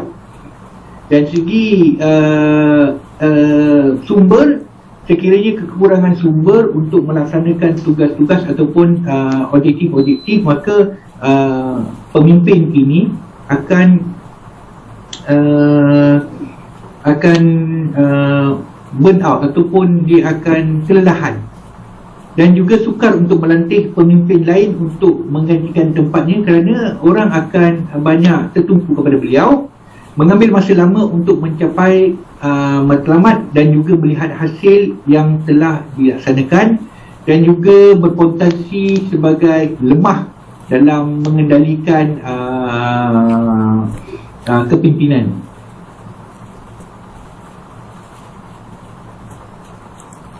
Okey, saya jawab soalan. Wajarkah seorang pekerja melangkaui penyelidikannya iaitu direct kepada big boss jika memerlukan keputusan cepat? Ia sekiranya kalau contoh boleh dengan syarat maklumkan pada penyelidikannya perlu mendapatkan keputusan yang cepat, maka dia cakap bos, saya nak dapat keputusan cepat. Jadi kalau bos tak dapat, saya akan minta pada keputusan pada big boss lah, kepada big boss, pasal big boss yang akan buat keputusan terakhir. Maka penyelidik kata, ya okey, tak apalah, pergi terus.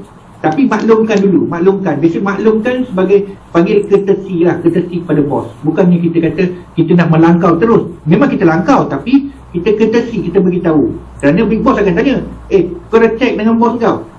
Dah. Bos kata boleh check, okey. Baru big boss kata, okey. Okey. Soalan, bagi saya tak wajar melangkaui langsung jika dalam organisasi yang bersifat hierarki, tapi IT boleh CC atau BCC. Samalah macam saya cakap. Memang kalau secara logikal memang tak baguslah kita melangkau, kerana ia bukannya satu sifat yang bagus yang mana kita tidak memaklumkan. Kalau kita memaklumkan untuk mendapatkan keputusan yang lebih daripada bos kita, maka itu adalah lebih baik. Okay?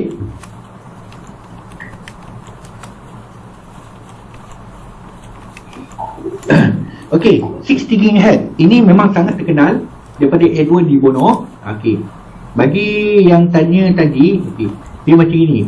Kalau dalam pelaksanaan, kadang-kadang kita kata kita dalam rumah kita jadi autokratik dengan anak-anak, kita di office jadi birokratik dengan anak buah.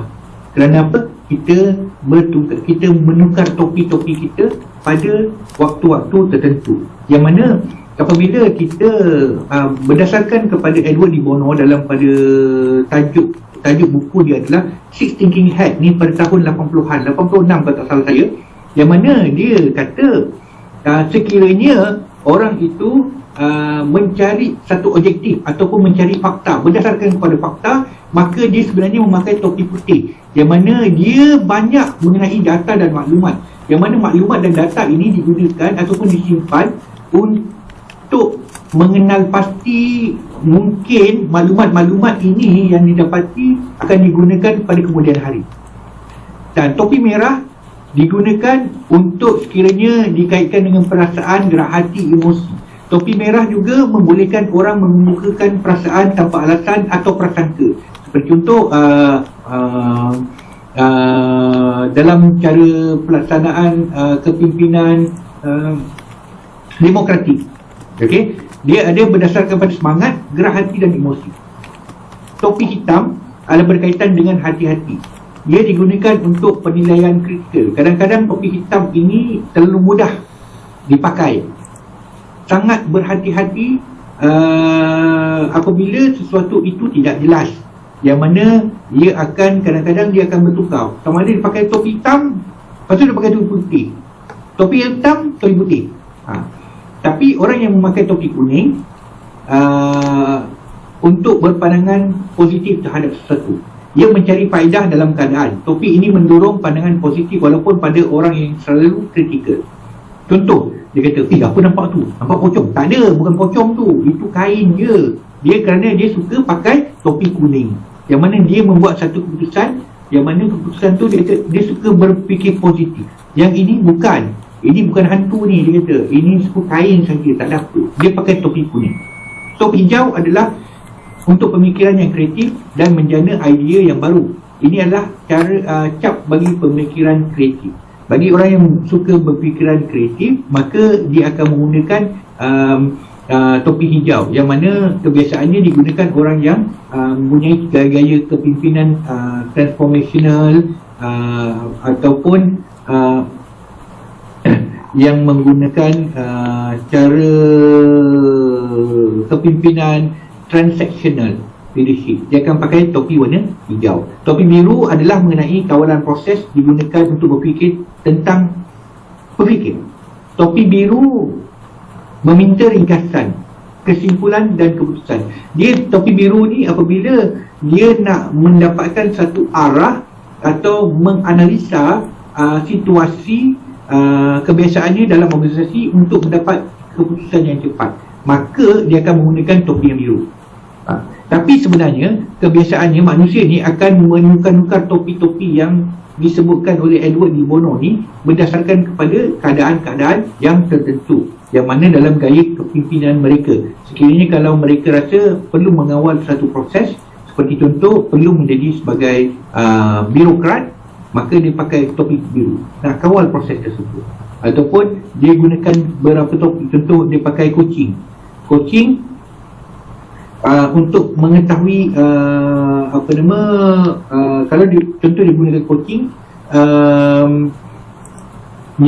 dia pakai topi warna kuning, yang mana dia berpandangan positif bahawa orang boleh buat dan boleh melaksanakan dia, walaupun orang selalu kata tak boleh buat, dia kata boleh buat. So dia coaching, so dia akan pakai topi kuning. So daripada topi-topi ini adalah menunjukkan bahawa semasa kita menggunakan topi-topi ini, tidak semestinya gaya kepimpinan kita autokratik, kita hanya gunakan topi warna biru. Ataupun kita birokratik, kita gunakan topi warna hitam. Tidak. Kita boleh bertukar topi berdasarkan kepada gaya kepimpinan kita. Walaupun gaya kepimpinan kita adalah autokratik, kita boleh gunakan keseluruhan topi ini. Kuning, biru, merah, hijau, kuning, yang 6 ini. Dan ada satu lagi buku daripada Edward de Bono dipanggil 6+1 Thinking Hat, yang mana dia memberikan tambahan satu lagi kepada topi yang telah diterangkan pada tahun 1986 ini. Okay. Saya ingat sebenarnya nak kasih tempoh 5 minit jawab soalan ni. Agak-agak boleh tak jawab? Ataupun semua dah rasa lapar dan nak pergi? Boleh. Boleh tak jawab? Sekejap saya copy link ni, jawab sekejap. Lepas tu nanti saya kasih markah saya akan tunjukkan dia punya markah dia lah. Daripada markah tu nanti saya akan bagi tahulah.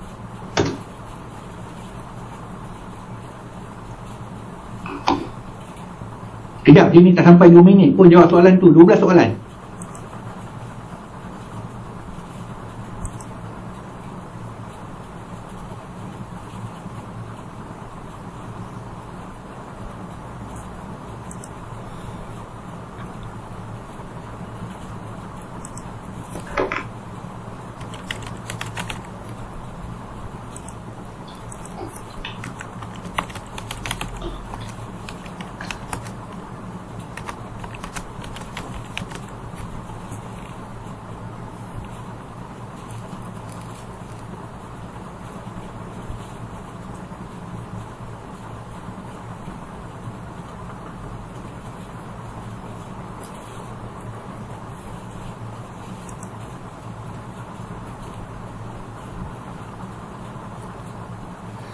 Saya mengingatkan semua orang, semua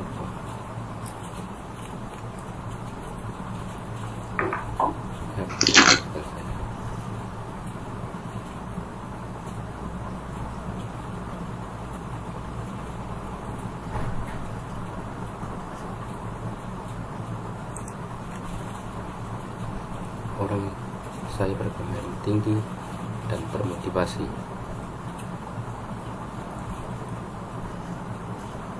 Mereka boleh diberikan kebebasan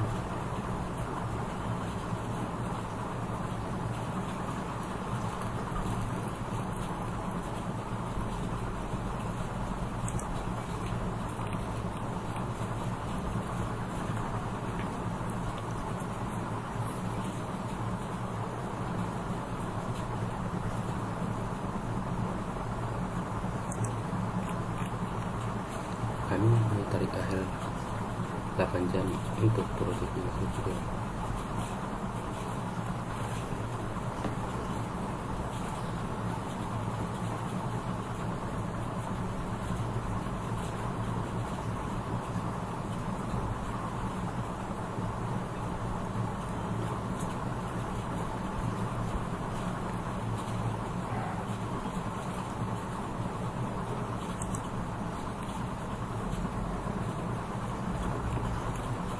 Prestasi yang buruk maksudnya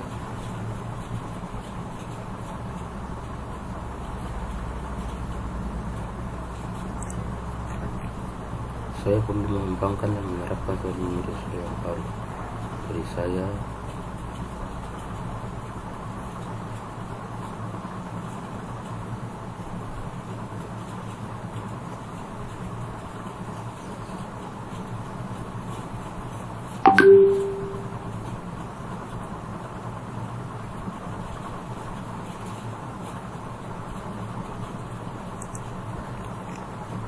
Saya ingin biarkan paspor saya masuk ke sana.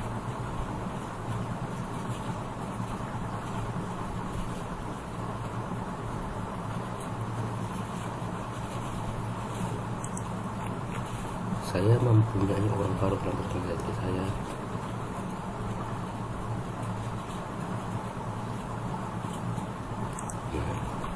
Saya berpendapat bahwa pemimpin hebat tahu dengan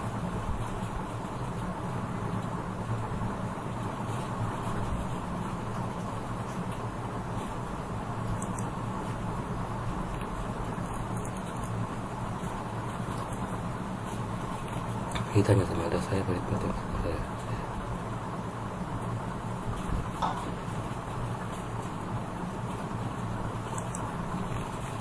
Saya perhatikan bahwa ahli pasukan saya tidak aktif, jadi saya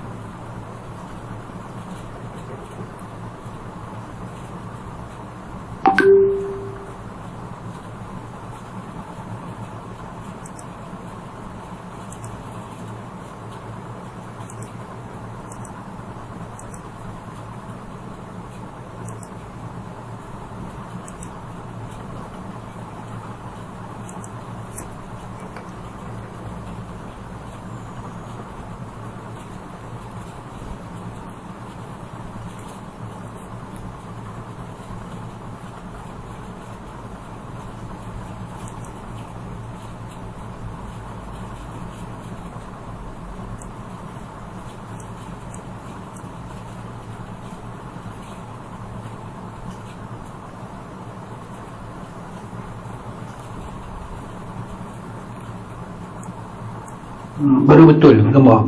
Okey. Okey, saya ada lebih kurang 9. Tak apa. Okey, untuk makluman, apa yang saya bagi soalan ni akan dihantar pada email tuan-puan. Yang tuan-puan letak email tadi, dia akan hantar apa respon tuan-puan. Okey.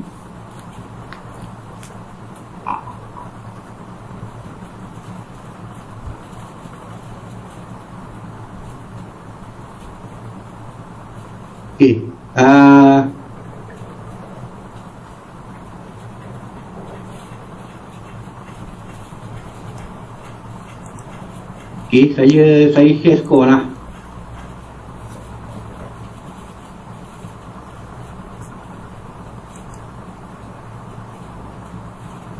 Sekejap, saya share skor. Sekejap, mana dia? Ni. Daripada sini skor dia 22 sampai 24.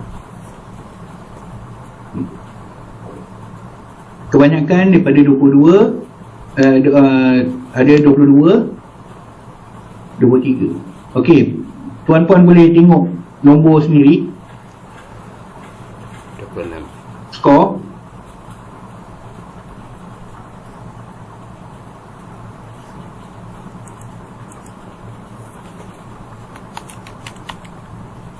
Okey,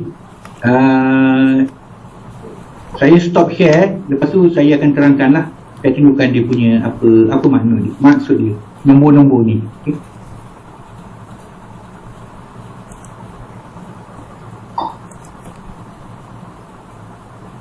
Selepas melihat apa yang tu, tafsiran skor ni, skor 12 sampai 20 ni tak ada orang dapat. Kalau 12 sampai 20 ni maksudnya anda ni adalah autokratik ataupun lebih cenderung kepada seorang yang bersikap bosi lah. Yang mana anda jarang berjumpa dengan ahli pasukan anda, cenderung memberitahu mereka apa yang anda mahu, bila anda menginginkan dan bagaimana anda menginginkannya. Kebanyakannya ini adalah autokratik. Okay? Ini baik ketika krisis untuk diselesaikan dengan ataupun tugas yang perlu diselesaikan dengan cepat. Okey, ini tak ada skor yang ini, maka anda kebanyakannya skor 21 sampai 20. Yang mana anda bersandar kepada gaya kepimpinan demokratik ataupun partisipatif. Atau yang mana anda cenderung menetapkan parameter untuk kerja dan membuat keputusan akhir mengenai keputusan. Tetapi anda secara aktif melibatkan ahli pasukan anda dalam proses tersebut. Yang mana gaya ini dapat membina kepercayaan antara anda dan orang-orang anda. Kerana mereka mungkin akan merasa terlibat dan dihargai. Dan sekiranya ada keadaan yang tekanan tinggi, maka memerlukan pemulihan cepat, ia akan melambatkan kerja. Dan jika anda tidak menyukai perselisihan atau konflik, anda mungkin bergelut dengan bagaimana bertindak balas terhadap orang tersebut secara perundingan lah. Sekejap saya tengok mesin 26. Okay.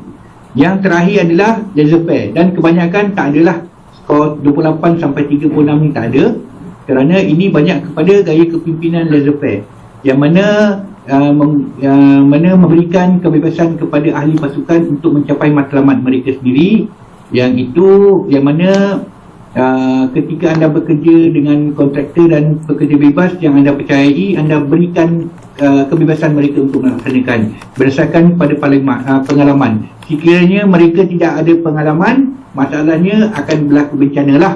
Ini skor. Maksudnya gaya kepimpinan banyak kepada gaya kepimpinan demokratik. Kerana apa? Cara itu diterapkan dalam pemikiran kita sejak daripada kecil, maka kebanyakan akan mendapatkan skor 21 hingga 27. Okey. Walau bagaimanapun, secara kesimpulannya adalah penting untuk kita mengenali atau memahami gaya kepimpinan yang berbeza, termasuk situasi di mana ia akan berfungsi dengan baik, yang mana kita boleh mengaplikasi beberapa ciri-ciri kepimpinan berdasarkan kepada situasi. Namun anda tak mungkin menjadi pemimpin yang berjaya hanya dengan meniru gaya kepimpinan. Tak boleh tiru, kerana kepimpinan itu berdasarkan kepada bagaimana cara anda dilahirkan. Anda dilahirkan sebenarnya secara yang bersih dan anda mempunyai gaya tersendiri. Anda tidak payah meniru cara gaya kepimpinan. Boleh belajar tapi jangan meniru cara kepimpinan orang lain. Okay? Ia lahir dalam diri dan perlu dibentuk menurut acuan yang baik. Berdasarkan Six Thinking Hat oleh Edward de Bono, dia memberi kesedaran bahawa terdapat banyak perspektif penilaian mengenai permasalahan dan penyelesaian. Di mana kita, walaupun kita mempunyai satu gaya kepimpinan, tetapi kita boleh menggunakan 6 jenis topik ini dengan satu gaya kepimpinan tersebut, dan yang mana ia menyediakan mekanisme yang mudah untuk berfikir dengan cara yang berbeza. Okay? Itu adalah kesimpulan daripada keseluruhan taklimat ini. Maka habis taklimat ini pada jam 1.29 minit 32 saat. Okay. Sekian, terima kasih kepada tuan-puan. Maaf kerana telah mengambil 30 minit.